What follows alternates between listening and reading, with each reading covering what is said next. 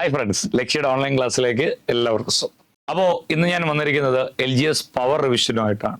അപ്പോൾ ഈ ഒരു ക്ലാസ്സിൽ പരീക്ഷയ്ക്ക് ചോദിക്കുന്ന ചോദ്യങ്ങൾ, ബയോളജിയിൽ നിന്നുള്ള ചോദ്യങ്ങൾക്ക് ഉത്തരം എഴുതാൻ വേണ്ടിയിട്ട് മാത്രമാണ് ഈ ഒരു ക്ലാസ് അറേഞ്ച് ചെയ്തിരിക്കുന്നത്. എല്ലാ ക്ലാസ്സുകളും അങ്ങനെ തന്നെയാണ്. പക്ഷേ ഇവിടെ ഏറ്റവും, അതായത് 2022-24 പരീക്ഷകളിൽ ഏറ്റവും കൂടുതൽ ചോദ്യങ്ങൾ വന്ന SSCRT മേഖലയെ ഫോക്കസ് ചെയ്തുകൊണ്ടാണ് ഈ പവർ റിവിഷൻ പോകുന്നത്. ക്ലിയർ ആയല്ലോ? അപ്പോൾ പവർ റിവിഷന്റെ ക്ലാസ് അല്പം പവറായിട്ട് തന്നെ ഇരിക്കട്ടെ അല്ലേ? അപ്പോൾ എല്ലാവരും തുടക്കം മുതൽ അവസാനം വരെ വളരെ കൃത്യമായി കാണുക. അപ്പോൾ ഞാൻ പഠിപ്പിക്കുന്ന കാര്യം മനസ്സിലായല്ലോ. 2022-24 പരീക്ഷകൾക്ക് ചോദിച്ച ഭാഗങ്ങൾ SSCRT എവിടെ നിന്ന് ചോദിച്ചു, ആ ഭാഗങ്ങൾ നമ്മൾ പഠിക്കണം അല്ലെ? ആ ഭാഗങ്ങളാണ് ഇന്ന് നിങ്ങളുടെ മുന്നിലേക്ക് എത്തിക്കുന്നത്. ഒരുപാട് ഭാഗങ്ങൾ പഠിപ്പിക്കുന്നുണ്ട്. ഗ്രന്ഥികളും ഹോർമോണുകളെ കുറിച്ച് പഠിപ്പിക്കുന്നുണ്ട്. ശാസ്ത്രജ്ഞന്മാരും അവരുടെ കണ്ടുപിടുത്തങ്ങൾ പഠിപ്പിക്കുന്നുണ്ട്. പിന്നെ 5ാം ക്ലാസ്സിൽ ടെസ്റ്റിലെ വായുവിലൂടെ പകരുന്ന രോഗങ്ങൾ, സമ്പർക്കത്തിലൂടെ പകരുന്ന രോഗം, അങ്ങനെ ഒരു ബോക്സ് ഉണ്ടല്ലോ, അത് പഠിപ്പിക്കുന്നുണ്ട്. പിന്നെ പരിസ്ഥിതി, ഏറ്റവും ഇമ്പോർട്ടന്റ് ആയിട്ടുള്ള കാര്യം പരിസ്ഥിതി, ആവാസ വ്യവസ്ഥ എന്താണെന്നും പോഷണതലം എന്താണെന്നും ഉൽപാദകർ, ഉപഭോക്താക്കൾ, വിഘാടകർ എന്താണെന്നും, പിന്നെ ചില കൺസർവേഷനും, പിന്നെ അതുപോലെ ചില എക്കോളജിക്കൽ ഇന്ററാക്ഷൻ, പേരപിടുത്തം, മ്യൂച്വലിസം, അങ്ങനെയുള്ള കുറച്ച് കാര്യങ്ങളും പരീക്ഷ ചോദിക്കുന്നുണ്ടല്ലോ. അപ്പൊ എല്ലാം കൂടെ ചേർത്തിട്ട് ഒരൊറ്റ ക്ലാസ്സിൽ അങ്ങ് തരുകയാണ്. ക്ലാസിന്റെ തുടക്കം മുതൽ അവസാനം വരെ കാണുക, LGSന് മാർക്ക് നേടുക എന്ന് പറഞ്ഞുകൊണ്ട് ക്ലാസ് ആരംഭിക്കുകയാണ്. ഓക്കെ, LGS ജ്വാല ഒരു ഓൺലൈൻ കോഴ്സാണ് നമ്മുടേത്. നിങ്ങൾക്ക് ഇപ്പോൾ ഒരുപാട് ഓഫ്ലൈനിലൊക്കെ വന്ന് പഠിക്കാൻ പ്രയാസമുള്ളവരും തീർച്ചയായും LGS ജ്വാല കോഴ്സ് പർച്ചേസ് ചെയ്യേണ്ടതാണ്. നിങ്ങൾക്ക് ഒരുപാട് പരീക്ഷയിൽ ഒരുപാട് മാർക്കുകൾ ഇതുവഴി നേടാൻ സാധിക്കും. ക്ലിയർ ആയല്ലോ? അപ്പോൾ LGS ജ്വാലയെ കുറിച്ചൊരു ഇൻട്രൊഡക്ഷൻ പല ക്ലാസ്സുകളായി തരുന്നുണ്ട്. അത് കണ്ട് പല കുട്ടികൾ എടുത്തിട്ട് നല്ല അഭിപ്രായം പറയുന്നുണ്ട്. അപ്പോൾ എല്ലാവരും അതെടുത്ത് പഠിക്കേണ്ടതാണ്. ഞാൻ ഉദ്ദേശിച്ചത് ഇതുവരെയും നമുക്ക് പുറത്തോട്ടൊന്നും പോയി പഠിക്കാൻ പറ്റാത്ത കുട്ടികൾ ഉദ്ദേശിച്ചാണ് പറയുന്നത്. ക്ലിയർ ആയല്ലോ? അപ്പോൾ നമുക്ക് ക്ലാസ്സിലേക്ക് കടക്കാം. ക്ലാസ്സിലെ ആദ്യത്തെ ടോപ്പിക് എന്ന് പറയുന്നത് ഗ്രന്ഥികളും ഹോർമോണുകളെ കുറിച്ചാണ്. എല്ലാ ഗ്രന്ഥികളും ഹോർമോണുകളെ കുറിച്ച് പറയുക എന്ന് പറയുന്നത് ക്ലാസ് അത് മാത്രമായി തീരും. അങ്ങനെ പഠിപ്പിച്ചിട്ട് കാര്യമില്ല അല്ലേ? നമുക്ക് ഈ പവർ റിവിഷനിലെ എല്ലാ മേഖലകളും വേണം. അപ്പൊ ഗ്രന്ഥികളും ഹോർമോണുകളിൽ നിന്നും ഏറ്റവും കൂടുതൽ ചോദ്യം വന്നിട്ടുള്ള ആഗ്നേയ ഗ്രന്ഥി, തൈറോയ്ഡ് ഗ്രന്ഥി, തൈമസ് ഗ്രന്ഥി, അങ്ങനെ തുടങ്ങിയ ചില ഗ്രന്ഥികളാണ്.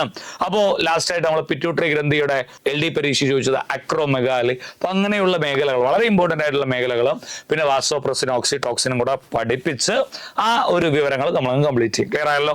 നോക്കാം നമുക്ക് സ്ലൈഡിലേക്ക്. ആഗ്നേയ ഗ്രന്ഥിയാണ് കൊടുത്തിരിക്കുന്നത് അല്ലെ? ആഗ്നേയ ഗ്രന്ഥിയാണ് കൊടുത്തിരിക്കുന്നത് അല്ലെ? അപ്പൊ ആഗ്നേയ ഗ്രന്ഥിയെ കുറിച്ച് ഞാൻ ഈ പറയുന്ന ഒരു PQ പർവ്വത്തിൽ എടുത്തിട്ടുള്ളതാണ്. ജസ്റ്റ് ഒരു വിവരം പറഞ്ഞിട്ട് നമുക്ക് അടുത്ത ഗ്രന്ഥിയിലോട്ട് പോവാം. ഓക്കെ, ജസ്റ്റ് ഒന്ന് ശ്രദ്ധിച്ചിരുന്നാൽ മതി. ഇതാ ഞാൻ ഇപ്പൊ വരയ്ക്കുന്നത് ആമാശയമാണ്. ആമാശയം. ക്ലിയർ ആയല്ലോ? ആമാശയത്തിന്റെ തുടർച്ച ഞാൻ പച്ചയിട്ട് ഈ ഒരു തുടർച്ച ജസ്റ്റ് ഒന്ന് ഹൈലൈറ്റ് ചെയ്യാണ്. ഈ ഒരു ഭാഗത്തെ വിളിക്കുന്ന പേരാണ് പക്വാശയം എന്ന് പറയും. പക്വാശയം. അപ്പോൾ ആമാശയത്തിന്റെ തുടർച്ചയെ വിളിക്കുന്ന പേരാണ് പക്വാശയം. ക്ലിയർ ആയല്ലോ? ആ പക്വാശയവുമായി ബന്ധിപ്പിച്ചിരിക്കുന്ന ഗ്രന്ഥിയാണ് ഏതെന്ന് പറയുന്നത് ആഗ്നേയ ഗ്രന്ഥി. ആഗ്നേയ ഗ്രന്ഥിയുടെ ഇംഗ്ലീഷിലും ചോദിക്കാം.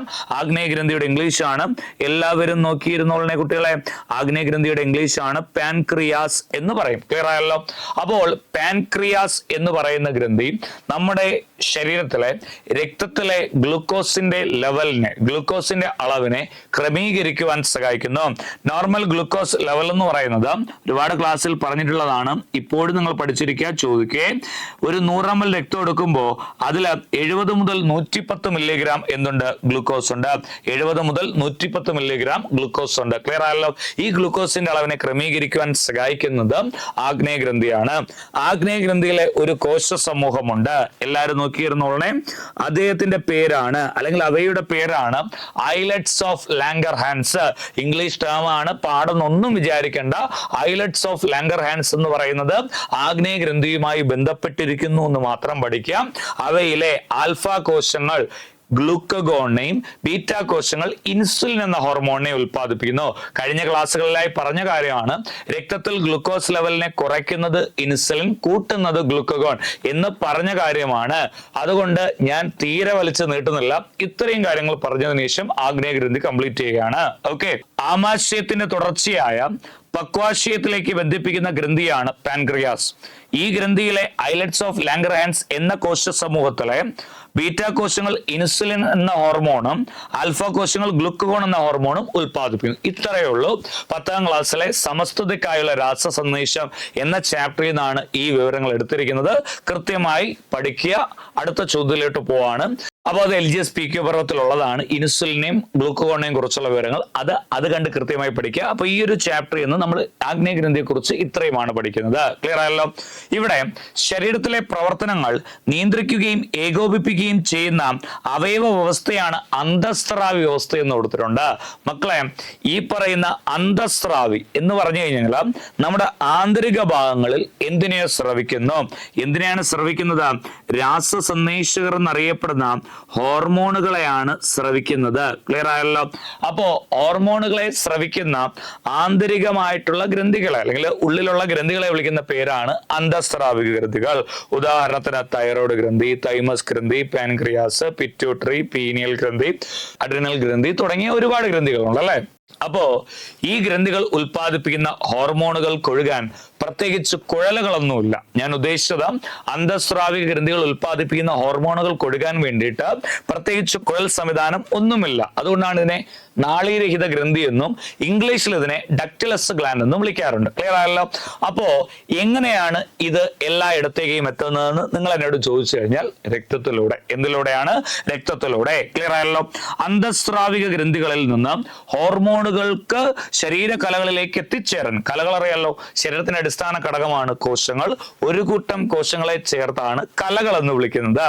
എത്തിച്ചേരാൻ പ്രത്യേക കുഴൽ സംവിധാനം ഇല്ല. അതിനാൽ ഇവയെ നാളീരഹിത ഗ്രന്ഥികൾ എന്ന് വിളിക്കുകയാണ്. ഓക്കെ, രക്തത്തിലൂടെയാണ് ഹോർമോണുകൾ എന്ത് ചെയ്യുന്നത്? സംവഹിക്കപ്പെടുന്നത്. പറഞ്ഞ കാര്യമാണ്. അപ്പോൾ ആഗ്നേയ ഗ്രന്ഥിയെ കുറിച്ച് പഠിച്ചു. എന്താണ് അന്തസ്രാവിക ഗ്രന്ഥികൾ എന്ന് നമ്മൾ മനസ്സിലാക്കി. അന്തസ്രാവിക ഗ്രന്ഥികൾ കൊഴുകാൻ കുഴൽ സംവിധാനമുണ്ടോ ഇല്ല എന്ന് മനസ്സിലാക്കി. പിന്നെ ഇതെങ്ങനെയാണ് വിവിധ കലകളിലേക്ക് എത്തിച്ചേരുന്നത്? രക്തത്തിലൂടെയാണെന്ന് മനസ്സിലാക്കി. ഉപ്പാപ്പച്ചയ നിയന്ത്രണം. ഉപ്പാപ്പച്ചയ നിയന്ത്രണം ക്ലിയർ ആയല്ലോ. അതായത് നമ്മുടെ ശരീരം വളരുന്നു, ശരീര വളർച്ചയ്ക്ക് ആവശ്യമായിട്ടുള്ള പ്രവർത്തനങ്ങളാണ് എന്തെന്ന് പറയുന്നത്? ഉപാപചയ പ്രവർത്തനങ്ങൾ എന്ന് പറയുന്നത് അല്ലെ. ഏതൊരു പോഷകത്തെ കിട്ടിയാലും അതിനെ വളരെ ലളിത രൂപമാക്കി ശരീരത്തിലേക്ക് എത്തിച്ച ശരീരകലകൾ അത് നമ്മുടെ ശരീരത്തിന്റെ ഭാഗമായി തീർക്കുന്നു. അതും എന്താണ്? ഉപാപചയ പ്രക്രിയയാണ്, ദഹനമാണ് ഞാൻ ഉദ്ദേശിച്ചത് അല്ലെ. അപ്പോ ശരീരത്തിൽ നടക്കുന്ന നിർമ്മാണ ശുദ്ധീകരണ പ്രവർത്തനങ്ങളെ പൊതുവെ ഉപാപചയം എന്ന് വിളിക്കുന്നു. ഉപാപചയ പ്രവർത്തനങ്ങളും ഹോർമോണുകളുടെ പ്രവർത്തനത്താലാണ് നിയന്ത്രിക്കപ്പെടുന്നത്. അപ്പോൾ ഉപാപചയ പ്രവർത്തനങ്ങളെ നിയന്ത്രിക്കുന്നത് ഗ്രന്ഥികളും അവയെ ഉൽപ്പാദിപ്പിക്കുന്ന ഹോർമോണുകളുമാണ്. ക്ലിയർ ആയല്ലോ. അപ്പോൾ ഉപാപചയ നിയന്ത്രണത്തില് എല്ലാ ഗ്രന്ഥികളും ഹോർമോണുകളും വരുമെങ്കിലും മുഖ്യ പങ്ക് വഹിക്കുന്ന ഒരു ഗ്രന്ഥിയാണ് തൈറോയ്ഡ് ഗ്രന്ഥി. ക്ലിയർ ആയല്ലോ. അപ്പോ രണ്ട് ചോദ്യങ്ങളെ LGSന് വരും. ഏറ്റവും വലിയ ഗ്രന്ഥി എന്നൊരു ചോദ്യം വന്നു കഴിഞ്ഞാൽ അതിന്റെ ഉത്തരം കരളാണ്. ഏറ്റവും വലിയ അന്തസ്രാവിക ഗ്രന്ഥി എന്നൊരു ചോദ്യം വന്നു കഴിഞ്ഞാൽ അതിനുത്തരം തൈറോയ്ഡ് ഗ്രന്ഥിയാണ്. മറന്നുപോലെ മക്കളെ, ഏറ്റവും വലിയ ഗ്രന്ഥി കരളം, ഏറ്റവും വലിയ അന്തസ്രാവ ഗ്രന്ഥി തൈറോയ്ഡ് ഗ്രന്ഥിയുമാണ്. നമ്മൾ ഇനി പഠിക്കാൻ പോകുന്നത് തൈറോയ്ഡ് ഗ്രന്ഥിയെ കുറിച്ചാണ്. ക്ലിയർ ആയല്ലോ. ഉപാപചയ പ്രവർത്തനങ്ങളെ നിയന്ത്രിക്കുന്ന മുഖ്യ അന്തസ്രാവി ഗ്രന്ഥിയാണ് തൈറോയ്ഡ് ഗ്രന്ഥി. ഞാനൊരു കാര്യം നിങ്ങൾക്ക് പറഞ്ഞുതരാം. നമ്മുടെ ശരീരത്തിൽ ഉപാപചയ നിരക്ക്, മെറ്റബോളൈസ്, ഇതാണ് അതിന്റെ ഇംഗ്ലീഷ്. ഉപാപചയ നിരക്ക് ഉണ്ടെങ്കിൽ മാത്രമേ ശരീര പ്രവർത്തനങ്ങളെല്ലാം വളരെ കൃത്യതയോട് നടക്കുകയുള്ളൂ. അതുപോലെ ഊർജത്തോടെ നമുക്ക് ഇരിക്കാനും സാധിക്കുകയുള്ളൂ. അപ്പോൾ ഉപാപചയ നിരക്ക് ഉയരുമ്പോൾ ഊർജോൽപാദനം കൂടും. ക്ലിയർ ആയല്ലോ. തൈറോയ്ഡ് ഗ്രന്ഥി ഉൽപ്പാദിപ്പിക്കുന്ന രണ്ട് ഹോർമോണുകളാണ് തൈറോക്സിനും കാൽസിട്ടോണിനും. ഞാൻ ഇവിടെ വെച്ചൊരു പോയിന്റ് പറഞ്ഞുതരാം. രക്തത്തിലെ കാൽസ്യത്തിന്റെ ലെവലാണ് 9 മുതൽ 11 മില്ലിഗ്രാം പെർ 100 ml. ക്ലിയർ ആയല്ലോ. അപ്പോൾ ഈ 9 മുതൽ 11 മില്ലിഗ്രാമിൽ കൂടിയാൽ, കാൽസ്യത്തിന്റെ ലെവല് 9 മുതൽ 11 മില്ലിഗ്രാമിൽ കൂടിയാൽ അതിനെ കുറയ്ക്കാൻ സഹായിക്കുന്ന ഹോർമോണാണ് ഏത്? കാൽസിട്ടോണിൻ. ക്ലിയർ ആയല്ലോ. എന്നാൽ 9 മുതൽ 11 മില്ലിഗ്രാമിന് താഴെ പോയി കഴിഞ്ഞു കഴിഞ്ഞാൽ അതിനെ കൂട്ടാൻ സഹായിക്കുന്ന ഹോർമോണിന്റെ പേരാണ്, എല്ലാവരും നോക്കിയിരുന്നോളെ മക്കളെ, അതിനെ കൂട്ടാൻ സഹായിക്കുന്ന ഹോർമോണിന്റെ പേരാണ് പാരാതെർമോൺ. ഏതാണ്? പാരാതെർമോൺ. അപ്പോ സാധാരണ രക്തത്തിലെ കാൽസ്യത്തിന്റെ അളവ് നമുക്ക് മനസ്സിലായി. 100 ml രക്തത്തില് 9 മുതൽ 11 മില്ലിഗ്രാം ആണ് കാൽസ്യം എന്ന് നമുക്ക് മനസ്സിലായി. ആ 9 മുതൽ 11 മില്ലിഗ്രാമിൽ കുറഞ്ഞാൽ അതിനെ കൂട്ടുവാൻ സഹായിക്കുന്നത് പാരാതെർമോണും, കൂടിയാൽ അതിനെ കുറയ്ക്കാൻ സഹായിക്കുന്നത് കാൽസിട്ടോണിനും എന്ന് മനസ്സിലായി. തൈറോക്സിന്റെ 4 ഉപയോഗങ്ങളെ കുറിച്ചാണ് അടുത്ത് പറയുന്നത്. ഞാൻ പറഞ്ഞു ഉപാപചയ നിയന്ത്രണങ്ങളിൽ മുഖ്യ പങ്ക് വഹിക്കുന്ന ഗ്രന്ഥിയാണ് ഏത്? തൈറോയ്ഡ് ഗ്രന്ഥി എന്ന് ഞാൻ പറഞ്ഞു. അപ്പോൾ സ്വാഭാവികമായും തൈറോക്സിൻ ഉപാപചയ നിരക്ക് ഉയർത്തുവാൻ സഹായിക്കുന്നു. ഞാൻ നിങ്ങൾക്ക് പറഞ്ഞ കാര്യമാണ്, ഉപാപചയ നിരക്ക് ഉയരുമ്പോൾ ഈ പറയുന്ന ഊർജോൽപാദനവും കൂടും. ഇപ്പോഴും ഉപാപചയത്തിൽ ഒരു സംശയമുള്ളവർ ശ്രദ്ധിച്ചിരിക്കാം. എടാ, നമ്മൾ കഴിക്കുന്ന ഇപ്പൊ ഗ്ലൂക്കോസ്, നമ്മളിപ്പോ അരിയാഹാരം നമ്മൾ കഴിക്കുകയാണ് അല്ലെ. ചോറിൽ അരിയാഹാരത്തിൽ സമൃദ്ധമായി കാണപ്പെടുന്ന പോഷകാംശമാണ് ഏത്? അന്നജം എന്ന് പറയുന്നത് അല്ലെ. ഈ അന്നജം നമ്മുടെ വായിൽ നിന്ന് ചെറുകുടലിലേക്ക് എത്തുമ്പോൾ അത് ഗ്ലൂക്കോസായി മാറുകയും ചെറുകുടലിലെ വിരലുകൾ പോലെയുള്ള ഭാഗം ആ ഗ്ലൂക്കോസിനെ ആഗിരണം ചെയ്ത് രക്തത്തിൽ കലർത്തുമ്പോൾ ആ രക്തത്തിലൂടെ ഗ്ലൂക്കോസ് ശരീരത്തിന്റെ വിവിധ കോശങ്ങളിലേക്ക് എത്തിച്ചേരാം. അവയിൽ വെച്ച് ഗ്ലൂക്കോസിൽ നിന്ന് എന്ത് സ്വതന്ത്രമാകും? ഊർജം സ്വതന്ത്രമാകും അല്ലെ. അപ്പോൾ ഈ നമ്മൾ കഴിച്ച ആഹാരത്തിൽ നിന്ന് നമുക്ക് എന്ത് കിട്ടി? ഊർജം കിട്ടി അല്ലെ. ഈ പറയുന്ന ദഹന പ്രക്രിയ എന്ന് പറയാറുണ്ട്, അതുപോലെ ഉപാപചയ പ്രവർത്തനങ്ങളും എന്നും പറയാറുണ്ട്. ക്ലിയർ ആയല്ലോ? അപ്പോ ശരീര വളർച്ചയ്ക്ക് ആവശ്യമായ പ്രവർത്തനങ്ങളെ നമ്മൾ ഉപാപചയ പ്രവർത്തനങ്ങൾ എന്നാണ് വിളിക്കുന്നത്. അപ്പോൾ ഇതിനൊക്കെ ഒരു നിരക്കുണ്ട്. ആ നിരക്കിനെ ഉയർത്തുവാൻ സഹായിക്കുന്ന ഹോർമോണിന്റെ പേരാണ് തൈറോക്സിൻ. ക്ലിയർ ആയല്ലോ? ഊർജോൽപാദനം വർദ്ധിപ്പിക്കുന്നു, ഉപാപചയ പ്രവർത്തനങ്ങളുടെ നിരക്ക് ഉയർത്തുന്നു, ഭ്രൂണാവസ്ഥ മുതൽ ശൈശവാവസ്ഥയിലും മസ്തിഷ്ക വളർച്ചയും വികാസവും ത്വരിതപ്പെടുത്തുന്നു, കുട്ടികളുടെ ശരീര വളർച്ചയെ നിയന്ത്രിക്കുന്നു. ക്ലിയർ ആയല്ലോ? അപ്പോൾ തൈറോക്സിൻ എന്ന ഹോർമോൺ കുട്ടികളിലും വളരെ പ്രധാനമാണെന്നുള്ള കാര്യം നമുക്ക് മനസ്സിലായിട്ടുണ്ട് അല്ലെ. അപ്പോ 4 പോയിന്റുകൾ ഒന്നുകൂടെ പറയണം. ഊർജോൽപാദനം കൂട്ടും, ഉപാപചയ നിരക്ക് കൂട്ടും, കുട്ടികളിൽ ഭ്രൂണാവസ്ഥ മുതൽ ശൈശവാവസ്ഥയിലും ബുദ്ധിയുടെ വളർച്ചയും വികാസത്തെയും നിയന്ത്രിക്കും, കുട്ടികളിലെ വളർച്ചയെ സഹായിക്കുന്നു. അപ്പോൾ ഇതിന്റെ കുറവുണ്ടായി കഴിഞ്ഞെങ്കിൽ കുട്ടികളെയും ബാധിക്കും, മുതിർന്നവരെയും ബാധിക്കും എന്നൊരു ഐഡിയ നമുക്ക് കിട്ടി അല്ലെ. ഇനി പരീക്ഷകൾക്ക് ഏറ്റവും ഇമ്പോർട്ടന്റ് ആയിട്ടുള്ള ഒരു കാര്യമാണ് ഹോർമോണുകളും അവയുടെ അപര്യാപ്തത രോഗങ്ങളും. ഇന്ന് ഞാൻ പറയാൻ പോകുന്നത്, അല്ലെങ്കിൽ ഈ ഒരു അവസരത്തിൽ ഞാൻ പറയാൻ പോകുന്നത് തൈറോക്സിന്റെ അപര്യാപ്തത രോഗങ്ങളെ കുറിച്ചാണ്. കണ്ടോ, തൈറോക്സിൻ കുറയുന്ന അവസ്ഥയുടെ പേരാണ് ഹൈപ്പോതൈറോയിഡിസം. ഏതാണ്? ഹൈപ്പോതൈറോയിഡിസം. തൈറോക്സിൻ കുറയുന്ന അവസ്ഥയുടെ പേര് ഹൈപ്പോതൈറോയിഡിസം, തൈറോക്സിൻ കൂടുന്ന അവസ്ഥയുടെ പേര് ഹൈപ്പർ തൈറോയിഡിസം. ക്ലിയർ ആയല്ലോ? അപ്പോ തൈറോക്സിന്റെ ഉൽപാദനം കുറയുന്ന അവസ്ഥയുടെ പേരാണ് ഹൈപ്പോതൈറോയിഡിസം. ഇതുമൂലം കുട്ടികളുടെ ശാരീരിക മാനസിക വളർച്ച തകരാറിലാക്കുന്ന ആ അവസ്ഥയുടെ പേരാണ് കിടപ്പുണ്ട്. എല്ലാവരും പഠിച്ചോളണേ. ആ അവസ്ഥയുടെ പേരാണ് ഏത്? ക്രെട്ടനിസം. ഏതാണ്? ക്രെട്ടനിസം. എന്നാൽ മുതിർന്നവരിൽ തൈറോക്സിന്റെ അളവ് കുറയുന്നത് മൂലം ഉണ്ടാകുന്ന അവസ്ഥയുടെ പേരാണ് മിക്സോഡിമ എന്ന് പറയുന്നത്. നിങ്ങൾക്ക് മനസ്സിലായ ഒരു കാര്യമുണ്ട്, ഈ പറയുന്ന തൈറോക്സിന്റെ ലെവല് ഉയരുമ്പോൾ, അല്ലെങ്കിൽ തൈറോക്സിൻ കൃത്യമായി, ഒന്നും അധികമായി പോകാൻ പാടില്ല, എല്ലാത്തിനും ഒരു മിതമായ നിരക്ക് നമ്മുടെ ശരീരത്തിൽ ഉണ്ടല്ലേ. അപ്പോ തൈറോക്സിന്റെ ലെവല് നമ്മുടെ ശരീരത്തിൽ കുറഞ്ഞു കഴിഞ്ഞാൽ, നമ്മൾ തൈറോക്സിൻ നമ്മുടെ ശരീരത്തിൽ ഉണ്ടെങ്കിൽ ഊർജോൽപാദനം ഉണ്ടാകും, ഉപാപചയ നിരക്ക് നടക്കും, എല്ലാത്തിന്റെയും നിരക്കൊക്കെ ഉയരാൻ സാധ്യതയുണ്ട്, ഊർജോൽപാദനമൊക്കെ കൂടാൻ സാധ്യതയുണ്ട്. എന്നാൽ തൈറോക്സിന്റെ അളവ് കുറയുകയാണെങ്കിൽ ഉപാപചയ നിരക്ക് എന്ത് ചെയ്യും? കുറയും. ഇല്ല മക്കളെ, ഉപാപചയ നിരക്ക് കുറഞ്ഞാൽ എന്ത് കുറയും? ഊർജോൽപാദനം കുറയും, മന്ദത അനുഭവപ്പെടും. അതുപോലെ ശരീര കലകളിൽ ഈ പ്രവർത്തനങ്ങളൊന്നും നടക്കാത്തതുകൊണ്ട് എല്ലാം അടിഞ്ഞുകൂടി കലകൾക്ക് വീക്കമുണ്ടാകും. അതുപോലെ ശരീരത്തിന്റെ ഭാരം കൂടും, രക്തക്കുഴലുകളുടെ പ്രവർത്തനം നേരെ നടക്കാത്തത് കൊണ്ട് രക്തസമ്മർദ്ദവും കൂടാൻ സാധ്യതയുണ്ട്. മിക്സഡിമയുടെ 5 കാര്യങ്ങൾ നോക്കിക്കോളണേ. മുതിർന്നവരിൽ തൈറോക്സിന്റെ തുടർച്ചയായിട്ടുള്ള കുറവ് മൂലം മിക്സഡിമ എന്ന അവസ്ഥയിലേക്ക് കാരണമാകുന്നു. 1. എന്തൊക്കെയാണ് ഇതിന്റെ ലക്ഷണങ്ങൾ? കുറഞ്ഞ ഉപാപചയ നിരക്ക്. രണ്ടാമത്തേത് മന്ദത.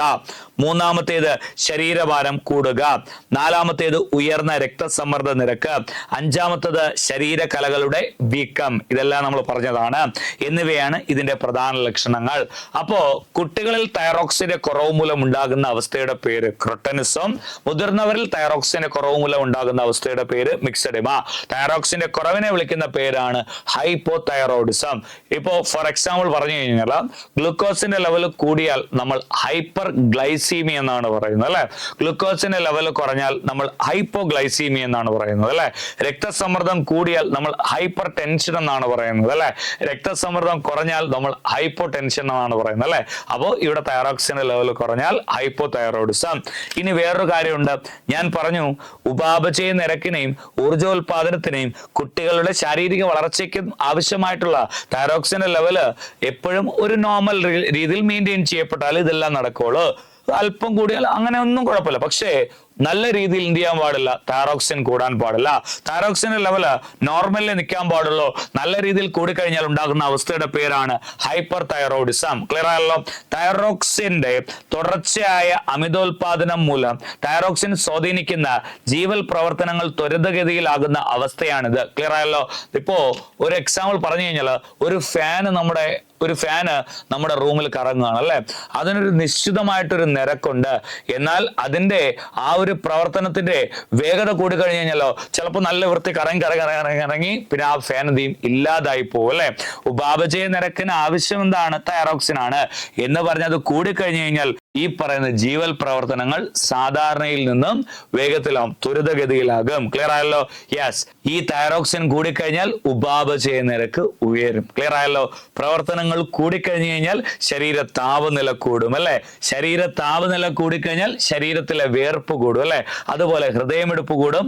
അതുപോലെ ശരീരഭാരം പ്രവർത്തനങ്ങൾ കൂടുന്നതുകൊണ്ട് കുറഞ്ഞു വരും. അതുപോലെ ഒരു കാര്യവുമില്ലാതെ നമുക്ക് ദേഷ്യം വരും. വൈകാരിക പ്രക്ഷുബ്ധത. എന്താണ് മക്കളെ പോയിന്റ്? വൈകാരിക പ്രക്ഷുബ്ധത. നോക്കിക്കൊള്ളാം. തൈറോക്സിന്റെ കുറവ് മൂലം 6 കാര്യങ്ങളാണ് നമുക്ക് ഇവിടെ പഠിക്കേണ്ടത്.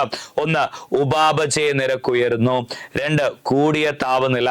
3, കൂടുതൽ വിയർപ്പ്. 4, കൂടിയ ഹൃദയമിടിപ്പ്. 5, ശരീരഭാരം കുറയുക. 6, വൈകാരിക പ്രക്ഷുബ്ധത. എന്നിവയാണ് എന്തിന്റെ ലക്ഷണങ്ങൾ? ഹൈപ്പർ തൈറോയിഡിസത്തിന്റെ ലക്ഷണങ്ങൾ.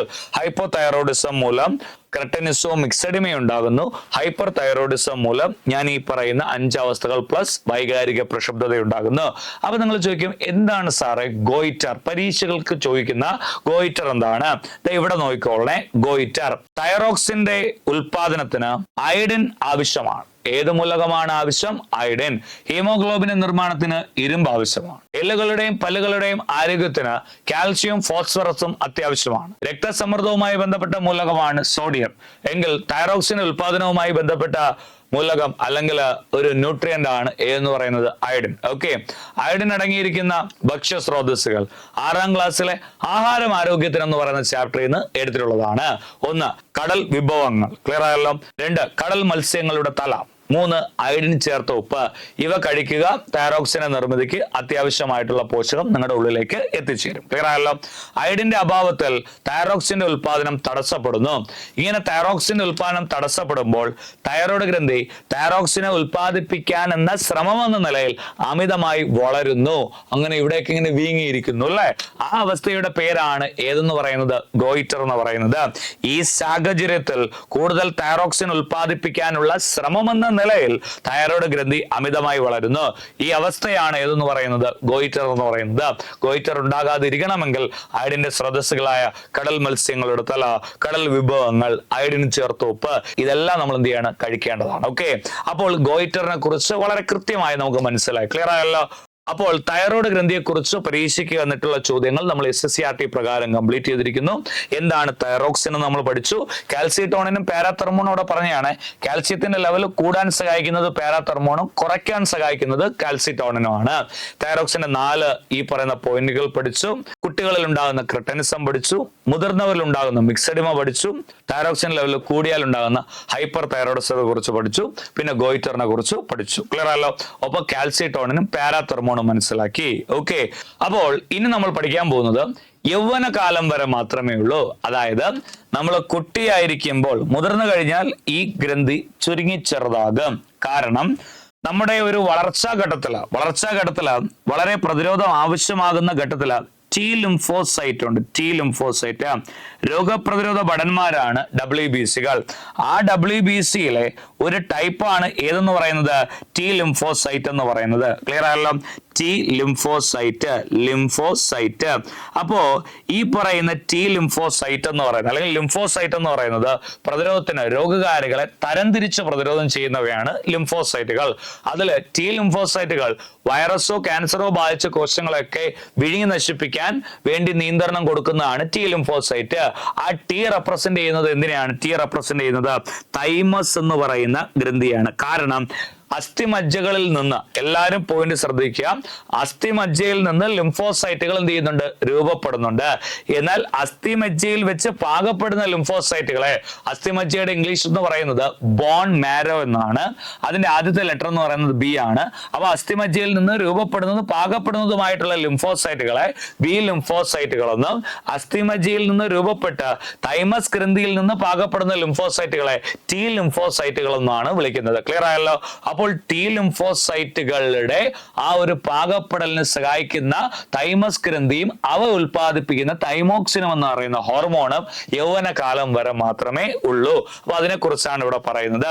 അപ്പോ തൈറോയ്ഡ് ഗ്രന്ഥിയുടെ സ്ഥാനം എവിടെയെന്ന് ചോദിച്ചു കഴിഞ്ഞാൽ അത് നമ്മുടെ SSC ആർട്ടിക്കിളിൽ പറയുന്നില്ല, പിക്ചർ കാണിച്ചിട്ടുണ്ട്.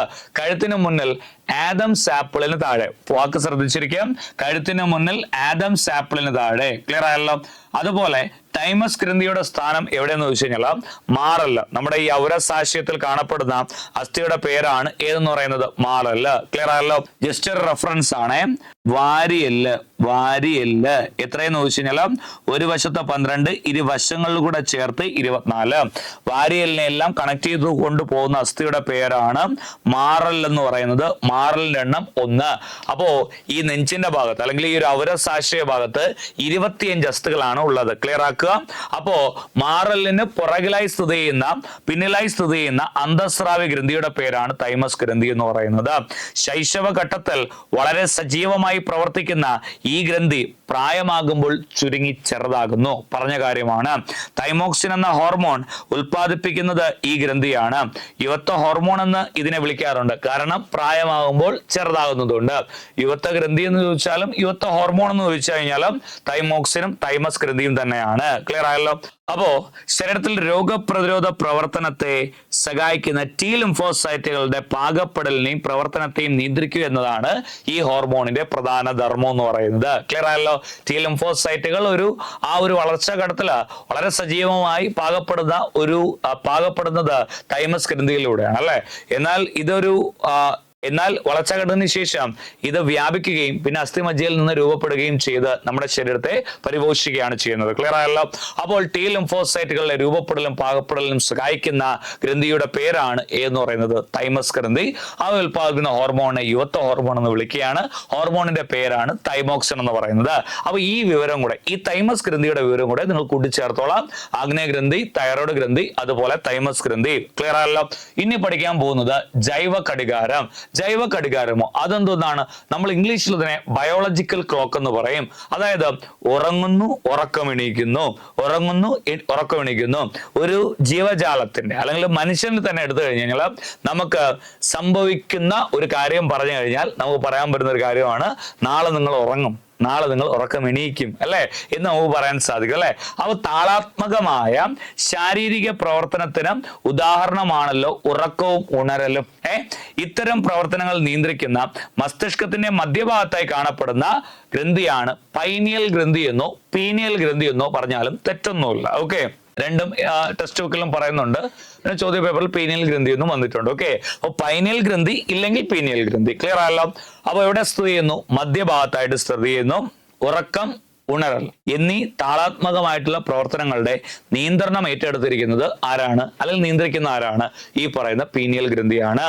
ഇവ ഉൽപ്പാദിപ്പിക്കുന്ന പ്രധാന ഹോർമോണാണ് മെലാട്ടോണിൻ എന്ന് പറയുന്നത്. ഇവിടെ കൊടുത്തിട്ടുണ്ട്. ഇത് ഉൽപ്പാദിപ്പിക്കുന്ന മെലാട്ടോണിൻ എന്ന ഹോർമോണാണ് ദൈനംദിന പ്രവർത്തനങ്ങളുടെ താളക്രമം പരിപാലിക്കുന്നതിന് സഹായിക്കുന്നത്. രാത്രികാലങ്ങളിൽ മെലാട്ടോണിന്റെ ഉൽപ്പാദനം കൂടുതലും പകൽ സമയത്ത് കുറവുമാണ്.